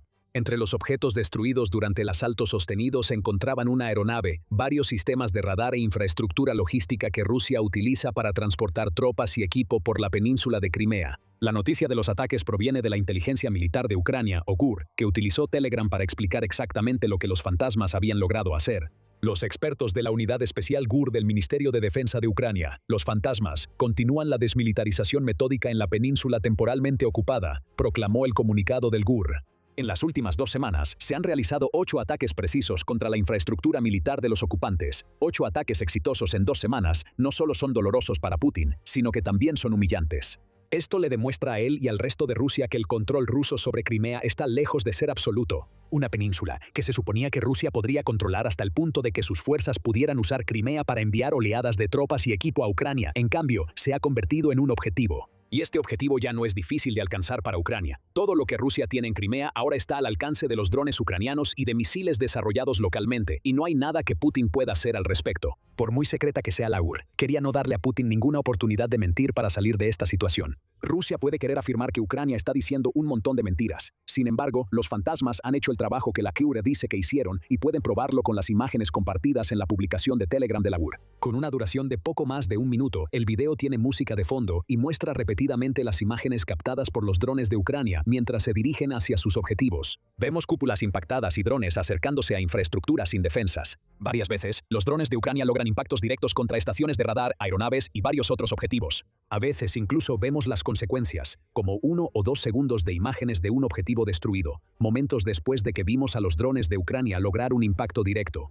Rusia podría intentar afirmar que no pasó nada. Incluso podría recurrir a la vieja excusa de los restos de drones si la gente no cree que no pasó nada. Pero este video de un minuto muestra lo fácil que parece haberse vuelto para Ucrania atacar objetivos en Crimea y lo mínimas que son las defensas aéreas rusas. En ninguna de las grabaciones vemos balas o misiles volando hacia los drones de Ucrania. Cada vez hay una trayectoria despejada hasta el impacto directo. Hablando de impactos, vamos a profundizar en lo que los fantasmas destruyeron durante su racha de 2 semanas. Es una lista enorme de algunos de los equipos más importantes que Rusia ha estacionado en Crimea. La HAR comparte la lista básica en su publicación de Telegram, afirmando que Ucrania logró impactar un bombardero Su-24 de primera línea junto con una antena en una cúpula radiotransparente. Rusia también perdió un vehículo aéreo no tripulado Orión que parece ser la aeronave destrozada que se ve en el video de la HUR, una estación de radar 39 en 6 Kasta 2E2 y 2 estaciones de 48 Weyay 6K1 Podlit también fueron víctimas de los drones ucranianos. Y para rematar, Ucrania incluso logró destruir un tren de carga que Rusia podría usar para transportar cualquier cosa, desde equipo, personas, combustible o suministros por la península de Crimea.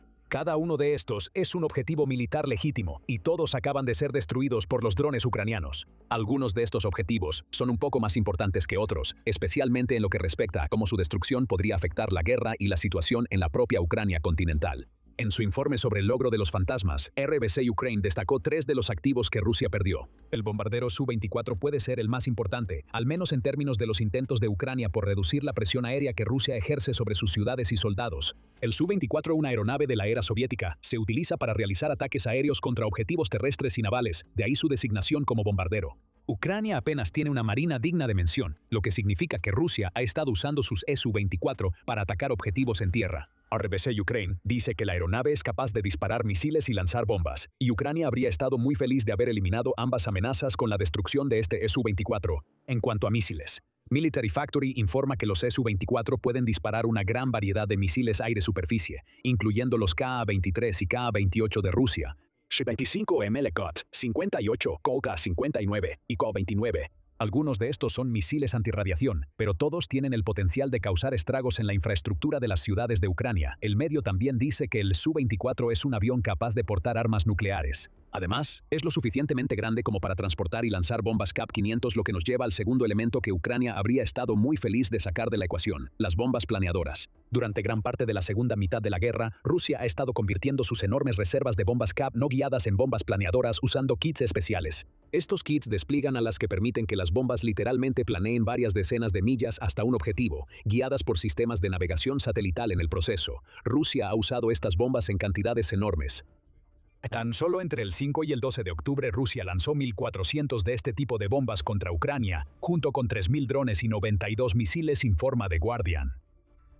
Forbes agrega que Rusia ha pasado a la producción en masa de bombas planeadoras a una escala nunca antes vista y que ahora planea fabricar 120.000 de estas armas devastadoras cada año. Alrededor de 500 de esas serán variantes de largo alcance capaces de alcanzar objetivos hasta 125 millas de distancia, lo cual sería perfecto para que un avión de combate basado en Crimea las lance hacia Ucrania mientras vuela sobre el Mar Negro. Derribar un solo Su-24 no va a detener estos ataques aéreos, por supuesto, pero cada pequeño esfuerzo ayuda a Ucrania, especialmente en un territorio como Crimea, donde a Rusia le costará trabajo reemplazar rápidamente cualquier recurso que pierda. Derribar un solo Su-24 hoy podría significar evitar un par de docenas de ataques de largo alcance hasta que Rusia pueda reemplazar ese avión de combate perdido, si es que llega a reemplazarlo.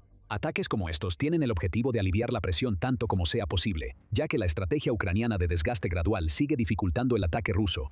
Pasando de defenderse de los ataques de Rusia a la futura ofensiva ucraniana, RBC Ukraine también destaca los dos sistemas de radar que los fantasmas destruyeron durante sus 2 semanas de destrucción. El sistema Podlet que mencionamos antes es un sistema de radar que Rusia conecta con sus sistemas de misiles tierra-aire S-300B o SAM. El radar cumple una función bastante simple, ya que detecta y rastrea objetivos aéreos entrantes. Esa información se transmite al S-300 que dispara el misil a los objetivos. Ya puedes imaginar por qué destruir un Podlet es una gran victoria para Ucrania. Sin este sistema de radar, cualquier defensa aérea S-300 que estuviera conectada al Podlet ahora está operando a ciegas. No tienen información sobre lo que Ucrania está enviando a la parte del espacio aéreo de Crimea, donde se perdió el Podlet, lo que abre la puerta para que Ucrania lance aún más drones y misiles. Quizás por eso vimos tan poca resistencia contra los drones de Ucrania en el video de la inteligencia militar ucraniana. Si los fantasmas eliminaron primero el Podlet, y es probable que así haya sido, entonces cualquier defensa aérea que Rusia tenga estacionada en Crimea habría quedado inútil. Luego está la estación de radar Kasta 2E-2, cumple una función similar al Podlet, aunque esta es una estación de radar de escaneo circular que puede detectar, rastrear e incluso identificar objetivos aéreos.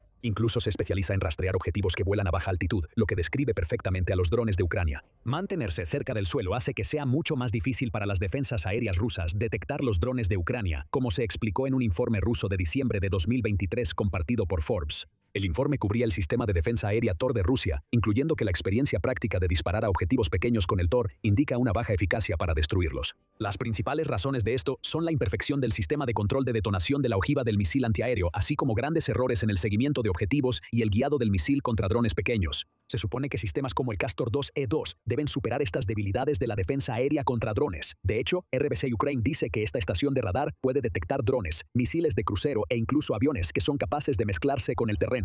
El Castor 2E2 es sumamente importante para Rusia, sobre todo porque los datos que recopila el sistema pueden ser transmitidos tanto a los sistemas de defensa aérea en tierra como a la Fuerza Aérea Rusa. Eso hace que el radar sea útil tanto para la ofensiva como para la defensa, lo que a su vez lo convierte en un objetivo de mayor valor que el Podlet que mencionamos antes. Cuando Ucrania destruyó un Podlet, probablemente dejó ciego al menos a un S-300. La destrucción de un Castor 2E2 pudo haber dejado completamente ciegos a varios de los sistemas de defensa aérea y plataformas de ofensiva aérea de Rusia. Lo que vemos aquí tiene dos aspectos. Primero, Ucrania ha lanzado una vez más una serie de ataques exitosos contra Crimea, lo que debilita aún más el control de Putin sobre la península. Exploraremos ese tema con más profundidad más adelante en el video. En segundo lugar, los fantasmas de Ucrania también le han demostrado a Rusia que pueden atacar en cualquier momento, y parece que no hay nada que Rusia pueda hacer al respecto. Después de todo, estas 2 semanas de ataques en Crimea llevados a cabo por los fantasmas no son ni de lejos la primera vez que esta unidad de élite del KUR ha golpeado duramente a Rusia. Ha habido muchas otras ocasiones. En agosto, RBC Ukraine informó que el Shur logró destruir un sistema de radar 91N6C en Crimea.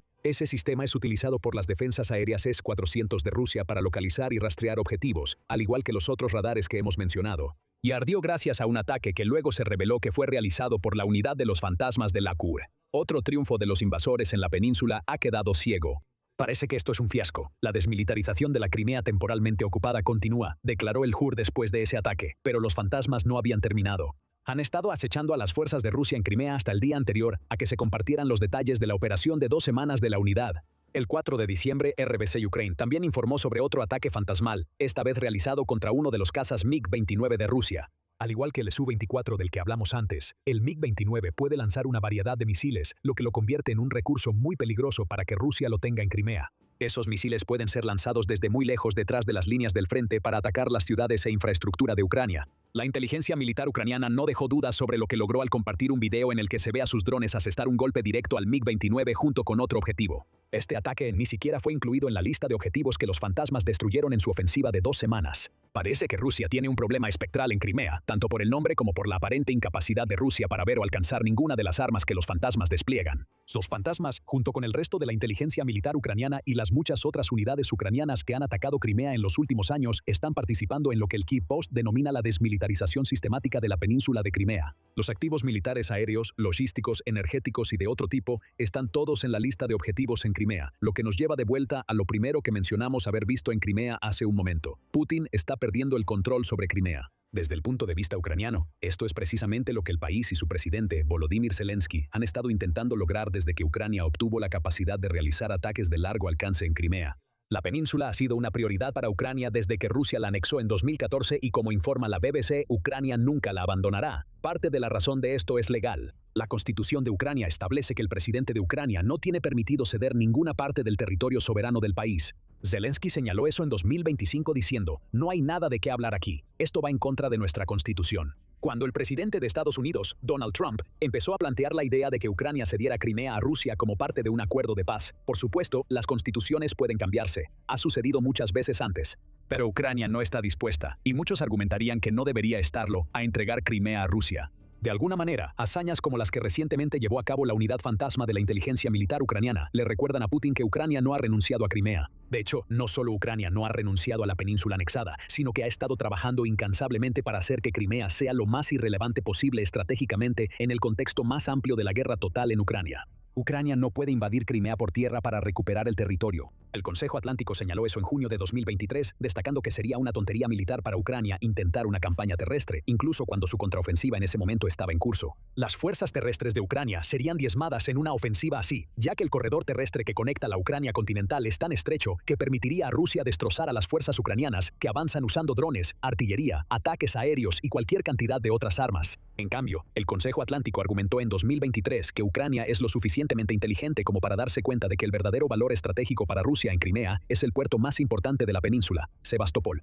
Ucrania tiene la capacidad de hacer que el valor estratégico de Crimea sea irrelevante y hacer que la flota rusa del Mar Negro pague un alto precio cada vez que intente salir del puerto de Sebastopol, dijo el Consejo, sugiriendo que Ucrania podría usar una combinación de minas navales y misiles Neptuno para dañar a la flota del Mar Negro. Ucrania ciertamente dañó esa flota, pero agregó los drones a la ecuación. Casi 2 años y medio después, Ucrania ha logrado su objetivo de hacer que Sebastopol sea prácticamente inútil para Rusia. En Kriobodas Abril 25 RBC Ukraine informó que grupos partisanos que operan dentro de Crimea lograron tomar fotografías que demostraban que un puerto que se suponía daría a Rusia una gran ventaja en Ucrania estaba prácticamente vacío de buques de guerra. Todo esto importa en el contexto de lo que la unidad fantasma de Ucrania acaba de lograr, porque significa que Ucrania ha sacado prácticamente a Crimea de la pelea desde un punto de vista estratégico. Por supuesto, seguirá vigilando los puertos de la península y hará que Rusia se arrepienta rápidamente de cualquier intento de traer de vuelta sus buques de guerra a Sebastopol. Con ese puerto ahora casi inútil, Ucrania puede enfocar más sus esfuerzos en la siguiente etapa para recuperar Crimea, destruir las defensas aéreas y los activos aéreos de Rusia.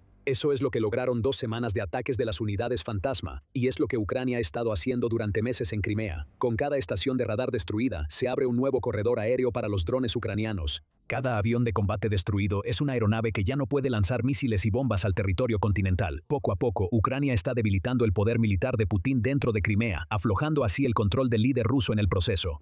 Y lo está logrando sin tener que sacrificar a ningún soldado ucraniano en un asalto terrestre. No habrá una invasión por tierra a Crimea. Zelensky dijo eso mismo al responder a los comentarios de Trump de que Ucrania no tiene las armas que necesita para recuperar Crimea por la fuerza. En abril, el presidente de Ucrania dijo, es cierto lo que dice el presidente Trump. Estoy de acuerdo con él en que actualmente no tenemos suficientes armas específicamente, no personas, porque nuestra gente es más importante, lo más importante. Pero no es cierto decir que no tenemos un ejército. Si ese fuera el caso, entonces ¿significa que la campaña de Crimea de Ucrania no sirve para nada? Para nada. Como señaló Zelensky, el objetivo de Ucrania es debilitar el control de Putin sobre Crimea, al tiempo que insiste ante Occidente en que hace falta más presión diplomática y económica para obligar a que ese control se afloje. Este es el aspecto poco valorado del control de Rusia sobre Crimea. Ese control requiere recursos, tanto en términos de personas como de dinero. Rusia ha trasladado hasta 800.000 rusos adicionales a Crimea desde 2014, informa el Kyiv Independent. Incluso antes de que comenzara la guerra en Ucrania, medios como la Fundación Jamestown señalaban que Rusia estaba canalizando miles de millones de dólares a Crimea para apoyar el presupuesto de la península. Tan solo en 2021 Rusia tenía previsto gastar 1.5 mil millones de dólares en Crimea, lo que representaba el 68% del presupuesto de la región, solo para mantener financieramente a flote la península. Si sumas todo el equipo militar que ha sido estacionado y destruido en Crimea, tienes un costo enorme para Moscú. Ese es el objetivo de lo que han hecho los fantasmas. Cada dólar extra que Rusia tiene que gastar en Crimea para reforzar la península con nuevas armas y defensas aéreas es dinero que Putin no puede gastar en armas para el territorio continental ucraniano. Y Putin no puede simplemente dejar de enviar más armas a Crimea. Los 1.6 millones de rusos que actualmente viven ahí se sentirían abandonados y podrían decidir que vivir en una zona de guerra cada vez más activa ya no es para ellos. Si esos rusos se van, Putin tiene aún menos control sobre Crimea. Así que Ucrania está poniendo a Putin en una situación de callejón sin salida, gastar más en Crimea o arriesgarse a perder la afluencia de personas que utiliza como palanca para reclamar la península. De cualquier manera, Ucrania gana. El control de Putin se debilita. En cuanto a los fantasmas, imaginamos que no pasará mucho tiempo antes de escuchar rumores de que regresan para atormentar Crimea nuevamente, más temprano que tarde. Y no es solo en Crimea donde el control e influencia de Putin están disminuyendo. El presidente de Rusia está abarcando demasiado, especialmente en Moldavia. Ahora está en proceso de perder Transnistria, ya que sus soldados aislados en esa región no pueden impedir las reformas occidentales en Moldavia. La guerra en Ucrania está entrando en su cuarto año, y ambos bandos están haciendo todo lo posible. Cada centímetro de territorio se ha convertido en un campo de batalla mientras Ucrania y Rusia luchan por la supremacía táctica, estratégica y tecnológica. Pero demos un paso atrás. Cuando la llamada Operación Militar Especial de Rusia comenzó, el ejército de Ucrania era mucho más pequeño y menos poderoso que el de Rusia. Se creía ampliamente que Rusia tenía el segundo ejército más fuerte del mundo, y la mayoría de los analistas pensaban que Ucrania no resistiría más de unas pocas semanas. Sin embargo, aquí estamos. No solo Ucrania ha mantenido su posición, sino que ha logrado repeler los avances de Rusia e incluso lanzar contraofensivas que han sorprendido al mundo. ¿Cómo sucedió esto? ¿Cómo logró Ucrania, la menos favorecida, enfrentarse de igual a igual con una superpotencia mundial? En este video, te guiaremos por los primeros días de la guerra, las tácticas y estrategias clave que ayudaron a Ucrania a sobrevivir y los avances que han cambiado el rumbo. Pero primero, veamos cuán grande era la disparidad militar cuando comenzó la guerra. Un informe de CNN, con fecha del 25 de febrero de 2022, tiene algunas de las aproximaciones más cercanas sobre la fuerza militar de Rusia y Ucrania en ese momento. Se estimaba que el personal activo de Rusia contaba con alrededor de 900.000 soldados en comparación con los 196.000 de Ucrania, dándole aproximadamente 4 veces y media más personal para usar en el conflicto que se avecinaba. Quizás la mayor disparidad de personal se encontraba en las fuerzas aéreas, donde Rusia superaba en número a Ucrania aproximadamente 5-1 con 165.000 contra 35.000 efectivos totales. Cabe destacar que Rusia no reunió, ni pudo reunir, todas sus fuerzas para entrar a Ucrania al inicio de la invasión. En cambio, el informe sugería que entre 160.000 y 200.000 soldados de la fuerza terrestre de 300.000 efectivos del país fueron utilizados para la invasión. Por el otro lado del conflicto, Ucrania desplegó alrededor de 120.000 infantes básicamente. Aunque Ucrania estaba en una posición muy desventajosa al inicio de la guerra, Rusia en realidad no se lanzó con todo, como frecuentemente se había sugerido que lo haría. Parte de esto se debió a la logística y a la historia. En pocas palabras, una parte del ejército ruso está compuesta por reclutas obligatorios, es decir, tropas que son reclutadas en intervalos regulares para servir por periodos más cortos que los soldados contratados. Por ese precedente, los reclutas no pueden ser desplegados fuera del territorio ruso, algo que surgió como consecuencia de la anterior guerra soviética en Afganistán, en los años 80, donde las bajas soviéticas ascendieron alrededor de 670.000 en 10 años. Después de que terminó la guerra, la población rusa instó al gobierno a evitar futuros despliegues en el extranjero, lo cual parece haberse arraigado. Incluso Putin parece respetar este precedente, a pesar del lamentable historial del país en el conflicto actual. Pero quizás la razón más importante por la que Rusia no llevó toda su infantería a Ucrania está más en línea con tácticas y planes anteriores. Se podría decir que la guerra en Ucrania es una escalada y quizás incluso una progresión natural de un conflicto que comenzó hace más de 10 años con la anexión rusa de Crimea. Y en esa ocasión, Rusia logró tomar una de las regiones de Ucrania casi sin disparar un solo tiro. En cambio, el ejército ruso realizó lo que fue esencialmente un golpe militar, enviando tropas de élite al aeropuerto de Sebastopol, sorprendiendo a las fuerzas militares locales y a las defensas nacionales. Luego, el ejército ruso tomó el control del gobierno local, reemplazó a los líderes por leales a Rusia y organizó un referéndum falso que impulsó a Crimea a unirse a la Federación Rusa. En 2014, Rusia utilizó la crisis política y los disturbios civiles como telón de fondo para la incursión, lo que ayudó a anular las posibles respuestas de Ucrania y aceleró el proceso. Cuando Rusia anunció el inicio de la operación militar especial en febrero de 2022, Putin intentó repetir la táctica. Esta vez iría por la cabeza del gobierno de todo el país en Kiev. En la mente de Putin, Rusia ya tenía un derecho sobre Ucrania tanto política como culturalmente, y el pueblo ucraniano debería haber estado encantado de volver a unirse a la federación. Él creía que el núcleo del país no ofrecería más que una resistencia simbólica, aunque muchas administraciones y organismos independientes publicaron planes propuestos que indicaban que Rusia se estaba preparando para una invasión. Putin creía que una advertencia previa solo haría que Ucrania moviera la mayor parte de sus fuerzas a la región disputada de Donbass en lugar de reforzar Kiev. Solo tenía parcialmente razón. El primer día de la guerra, Rusia lanzó un ataque de 2 frentes sobre Kiev,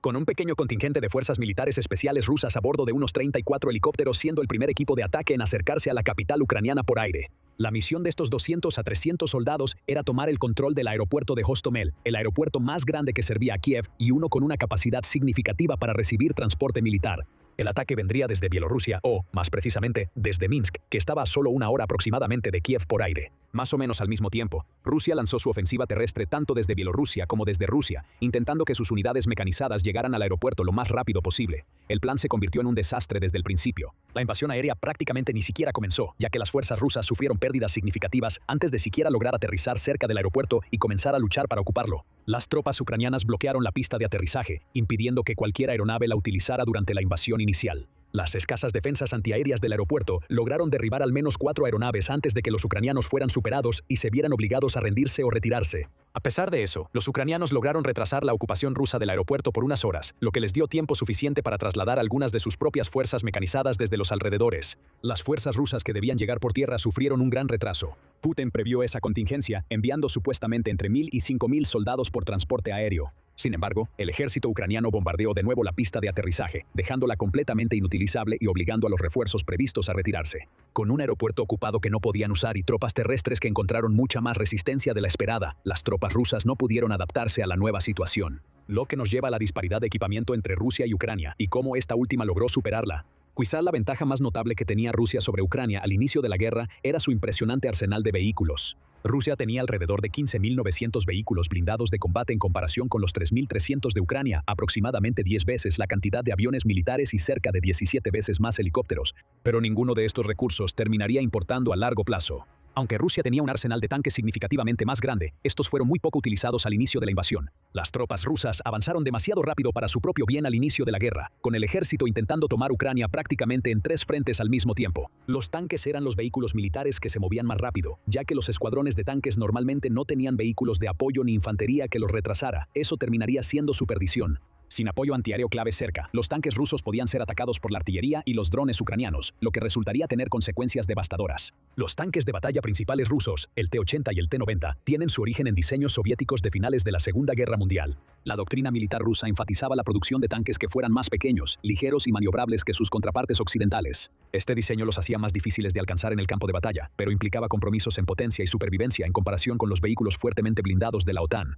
Para lograr un perfil más pequeño, los tanques rusos implementaron un sistema de recarga automática que eliminó la necesidad de un tercer miembro de la tripulación. Sin embargo, este diseño también creó vulnerabilidades críticas. El sistema de recarga automática almacenaba la munición en un anillo alrededor de la torreta, que tenía zonas con blindaje mínimo. Para empeorar este problema, el tamaño más pequeño del tanque significaba que la munición adicional a menudo se almacenaba de manera desordenada por todo el casco y la torreta, fuera de los compartimentos fuertemente blindados. Esta falta de compartimentación hacía que los tanques rusos fueran particularmente susceptibles a explosiones catastróficas. La munición penetrante o las minas antitanque, ya sea que golpearan desde arriba o desde abajo, podían encender la munición de repuesto, provocando una reacción en cadena conocida como el efecto Jack in the Box. Esta falla ha persistido en los diseños de tanques soviéticos y rusos, incluyendo los T-90M. El T-90M intenta abordar este problema con características de seguridad modernizadas, como almacenar la mayor parte de su munición de repuesto en la parte trasera de la torreta con paneles de expulsión, similar a los tanques occidentales. Sin embargo, si estos cambios contrarrestan efectivamente los defectos de diseño, sigue siendo un tema de debate. Aunque se vio obstaculizada por el hecho de que la invasión aérea inicial de Kiev iba en contra del plan, Rusia aún mantenía una gran ventaja numérica cerca de la capital ucraniana. Sin embargo, el ejército ruso ha estado cometiendo una serie de errores logísticos y tácticos desde el inicio de la invasión. Primero, se produjo la fallida invasión aérea de Hostomel. Prácticamente no había razón para creer que una estrategia tan audaz realmente daría resultados positivos. Putin ya había utilizado la misma táctica para ocupar Crimea, así que repetirla a mayor escala contra el mismo país menos de una década después parecía completamente fuera de lugar para un gobernante supuestamente calculador que también sirvió en la KGB. En la misma línea, el ejército ucraniano alguna vez fue parte de la propia Unión Soviética. El golpe decapitador que se realizó en Crimea y se intentó en Kiev formaba parte del manual militar soviético más amplio, ya que ya se había puesto en práctica 2 veces antes, en Praga y Kabul. A los oficiales ucranianos se les enseñó a pensar como los soviéticos, así que aparentemente conocían la táctica de una forma u otra. Además, el ejército ucraniano comenzó a recibir entrenamiento vital de las fuerzas de la OTAN después de 2014, lo que los hizo mucho más preparados para luchar contra un enemigo que pudiera ejercer cierto grado de superioridad aérea como Rusia. En segundo lugar, después de que el intento de invasión inicial fuera rechazado, Rusia parecía no estar preparada para la magnitud de la guerra en la que se metió, a pesar de ser el agresor. Los convoyes militares prácticamente viajaron por territorio no ocupado para llegar a la línea del frente, dándole al ejército ucraniano más que suficiente oportunidad para atacarlos desde lejos. Aún peor, los convoyes parecían empeñados en avanzar en una sola fila, lo que resultó ser un error devastador. Si la parte delantera y trasera del convoy eran destruidas, al resto de los vehículos les resultaba mucho más difícil montar un frente defensivo unido y podían ser inutilizados fácilmente. Ucrania logró eliminar un convoy que contenía 100 vehículos utilizando exactamente esta estrategia, demostrando lo desastrosa que fue la planificación táctica rusa. En tercer lugar, Rusia nunca logró rodear Kiev por todos lados. El sur de la ciudad permaneció abierto a los refuerzos, permitiendo que el ejército ucraniano mantuviera un suministro constante de municiones y equipo militar entrando y saliendo de la ciudad. Además, el ejército ucraniano podía atacar a los invasores rusos por la retaguardia, atrapándolos efectivamente contra la ciudad. Mientras tanto, el área al norte de la ciudad está dominada por el río Dnieper y sus afluentes, los cuales estaban controlados por una serie de presas hidroeléctricas y de irrigación. Los ucranianos abrieron varias de estas presas, cambiando drásticamente el paisaje alrededor de su ciudad capital, con la entrada a la ciudad prácticamente dividida por el río y quedando pocos puntos de acceso al noroeste, donde los afluentes del Dnieper estaban inundados. Rusia de repente tuvo muchas más dificultades para entregar nuevos suministros a esa parte de la línea del frente. En cuarto lugar, los ucranianos en realidad contaron con el apoyo de la OTAN mucho antes de que la guerra comenzara oficialmente. Después de la anexión de Crimea, Ucrania comenzó a modernizar su ejército, lo que también incluyó trabajar estrechamente con la OTAN para obtener equipo más moderno. Como parte de eso, la OTAN también proporcionó inteligencia militar vital sobre los movimientos rusos alrededor de Ucrania, lo que resultaría suficiente para desarrollar un sistema de alerta temprana para la OTAN y Ucrania sobre un posible ataque ruso. Y aunque ya hemos hablado extensamente sobre cómo Ucrania ha recibido equipo de primera de la OTAN durante la guerra, y mencionaremos algunos de esos más adelante, las primeras donaciones en realidad comenzaron mucho antes de febrero de 2022. Un comunicado publicado por funcionarios estadounidenses y ucranianos en 2018, 4 años antes de la invasión, incluía un anuncio de que Estados Unidos estaba suministrando sistemas antitanque Javelin. De manera similar, el Reino Unido comenzó a enviar armas antitanque NLAW a Ucrania en enero de 2022, apenas un mes antes de que comenzara la invasión. Esto significaba que Ucrania ya se estaba preparando para proteger su territorio y que la guerra posterior probablemente era considerada inminente por todas las partes involucradas. Los Javelin y los NLAW resultarían ser tan fundamentales como las tácticas ucranianas, ya que podían atacar vehículos militares rusos desde lejos y ejercer una presión significativa sobre las tropas invasoras. Ante múltiples reveses, el asedio de Kiev duró efectivamente solo un mes y 2 semanas. El ejército ruso se retiró oficialmente el 8 de abril de 2022 y Ucrania afirmó que había liberado todo el norte de su territorio poco después. Los rusos se vieron obligados a reagruparse en el frente oriental, en la zona del Donbass, y allí enfrentaron un conjunto similar de problemas. Con la capital ucraniana ya no bajo una amenaza significativa, aunque Rusia continuaría usando drones y misiles de largo alcance para atacar la ciudad durante toda la guerra, Ucrania pudo trasladar la mayoría de sus defensas hacia el este. El mes y medio adicional de resistencia a la invasión también permitió que la OTAN comenzara a enviar más equipo. Estos incluían una mezcla de armas de la era soviética que los países de la OTAN y sus aliados tenían en reserva, como los T-72 modificados. Polonia, los Países Bajos, Dinamarca, Estados Unidos y la República Checa donaron alrededor de 470 tanques reacondicionados o modificados con los que Ucrania ya tenía experiencia trabajando. Armas más modernas como los nuevos diseños de artillería resultarían ser igual de devastadoras en la región del Donbass. Efectivamente, los países de la OTAN comenzaron a usar la guerra en Ucrania para probar sus armas más nuevas en escenarios reales. A pesar de que el ejército ruso no logró crear estrategias innovadoras, aún contaba con algunos de los equipos militares más modernos que existen. Esto le daría a la OTAN métricas reales con las cuales trabajar al diseñar y mejorar sus arsenales. Un ejemplo de equipo donado que realmente empezó a cambiar el rumbo vino precisamente en un área en la que Ucrania tuvo una desventaja definitiva durante toda la guerra: la artillería. Rusia es el mayor productor mundial tanto de baterías de artillería, obuses remolcados y artillería autopropulsada, como de proyectiles de artillería, triplicando la producción total de la OTAN. Esto significaba que podía usar tácticas basadas en la cantidad para ejercer una presión significativa y avanzar en Ucrania. Francia fue quien dio una de las respuestas más contundentes a esta estrategia, al menos durante los primeros meses de la guerra. El César es un obús francés de 155 milímetros montado sobre camión, equipado con un avanzado sistema de control de tiro, o FCS. Puede disparar 6 proyectiles en menos de 2 minutos antes de reubicarse rápidamente por seguridad, aunque puede permanecer en posición si es necesario. Con una capacidad total de 18 proyectiles a bordo, el César ofrece una agilidad y supervivencia excepcionales en el campo de batalla. Con el camión usando un chasis de 6x6 u 8x8 ruedas, todo el sistema es más rápido, más maniobrable y más resistente a los impactos que un obús de orugas, como los que usan Estados Unidos y Rusia. Además, el sistema de control de tiro digital, la alta cadencia de disparo y los tiempos rápidos de despliegue y redespliegue permiten que el César prácticamente entre y salga del campo de batalla en un instante. La artillería puede llegar a su destino, localizar sus objetivos, disparar y luego retirarse en cuestión de minutos. A esto se suma el hecho de que el César tiene un alcance máximo de alrededor de 25 millas, mucho más que las armas de la era soviética, y se obtiene una amenaza que está casi en la cima de su clase.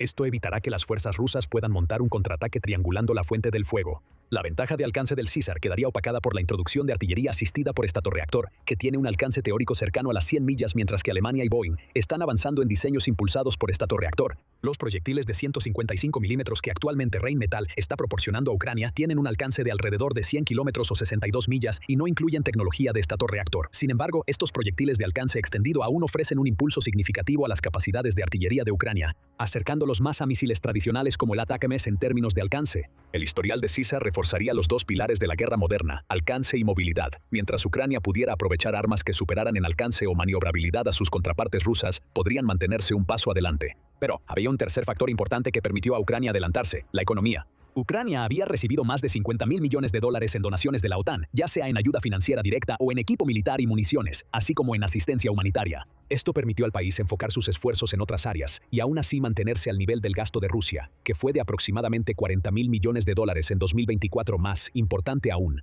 Ucrania logró fabricar armas más efectivas y económicas, drones. La guerra en Ucrania ha visto una proliferación de pequeños drones como los utilizados para recreación y filmación con fines militares. El dron básico podría costar como máximo unos pocos miles de dólares, y los drones agrícolas más grandes, que tienen una mayor capacidad de carga adecuada para montar minas antitanque, mejor armamento o más drones, tienen un costo que llega a decenas de miles. Cuando se combinan con las granadas y bombas antitanque baratísimas que sin embargo resultan efectivas tanto contra vehículos como contra infantería, un solo dron suele costar mucho menos que el objetivo, ya sea una cosa o una persona. Para empeorar las cosas para Rusia, no tiene muchas formas de contrarrestar este tipo de guerra. Las técnicas de interferencia llevaron a una carrera armamentista tecnológica entre los dos países, en la que los sistemas chocaban entre sí y se rediseñaban mes tras mes. Rusia solo podía usar sistemas antiaéreos dedicados, que cuestan cientos de miles de dólares por misil, para derribar un dron. Con eso, Ucrania empezó a lanzar oleadas de drones que comenzaron a causar daños serios en el equipo militar ruso y en su presupuesto. Un dron de $10.000 destruyendo un tanque de $500,000 o siendo derribado por un misil de $100.000 siempre iba a valer la pena para Ucrania, incluso si terminaban perdiendo 10 drones por cada impacto. La guerra con drones también fue la forma en que Ucrania logró recuperar el control de su costa. La flota del Mar Negro de Rusia se vio obligada a detener su bloqueo del puerto de Odessa en noviembre de 2023, después de numerosos ataques ucranianos con drones y misiles de largo alcance contra barcos y puertos de reabastecimiento en Crimea. Ucrania también creó y desplegó el primer dron kamikaze marino del mundo, uno diseñado para nadar hasta su objetivo. Los ataques nocturnos a los barcos eliminaron el buque insignia de la flota y destruyeron muchos otros. Liberar el acceso al mar permitiría a Ucrania revitalizar sus exportaciones, ya que es uno de los mayores exportadores de grano del mundo. El hecho de que el comercio marítimo volviera a sus niveles previos a la guerra apenas un año después de iniciada la guerra demostró la poca presión que Rusia podía ejercer sobre un país que prácticamente no tenía marina. Finalmente, está el asunto de la supuesta ventaja aérea que tiene Rusia. En realidad, Rusia nunca ha logrado ejercer superioridad aérea sobre Ucrania.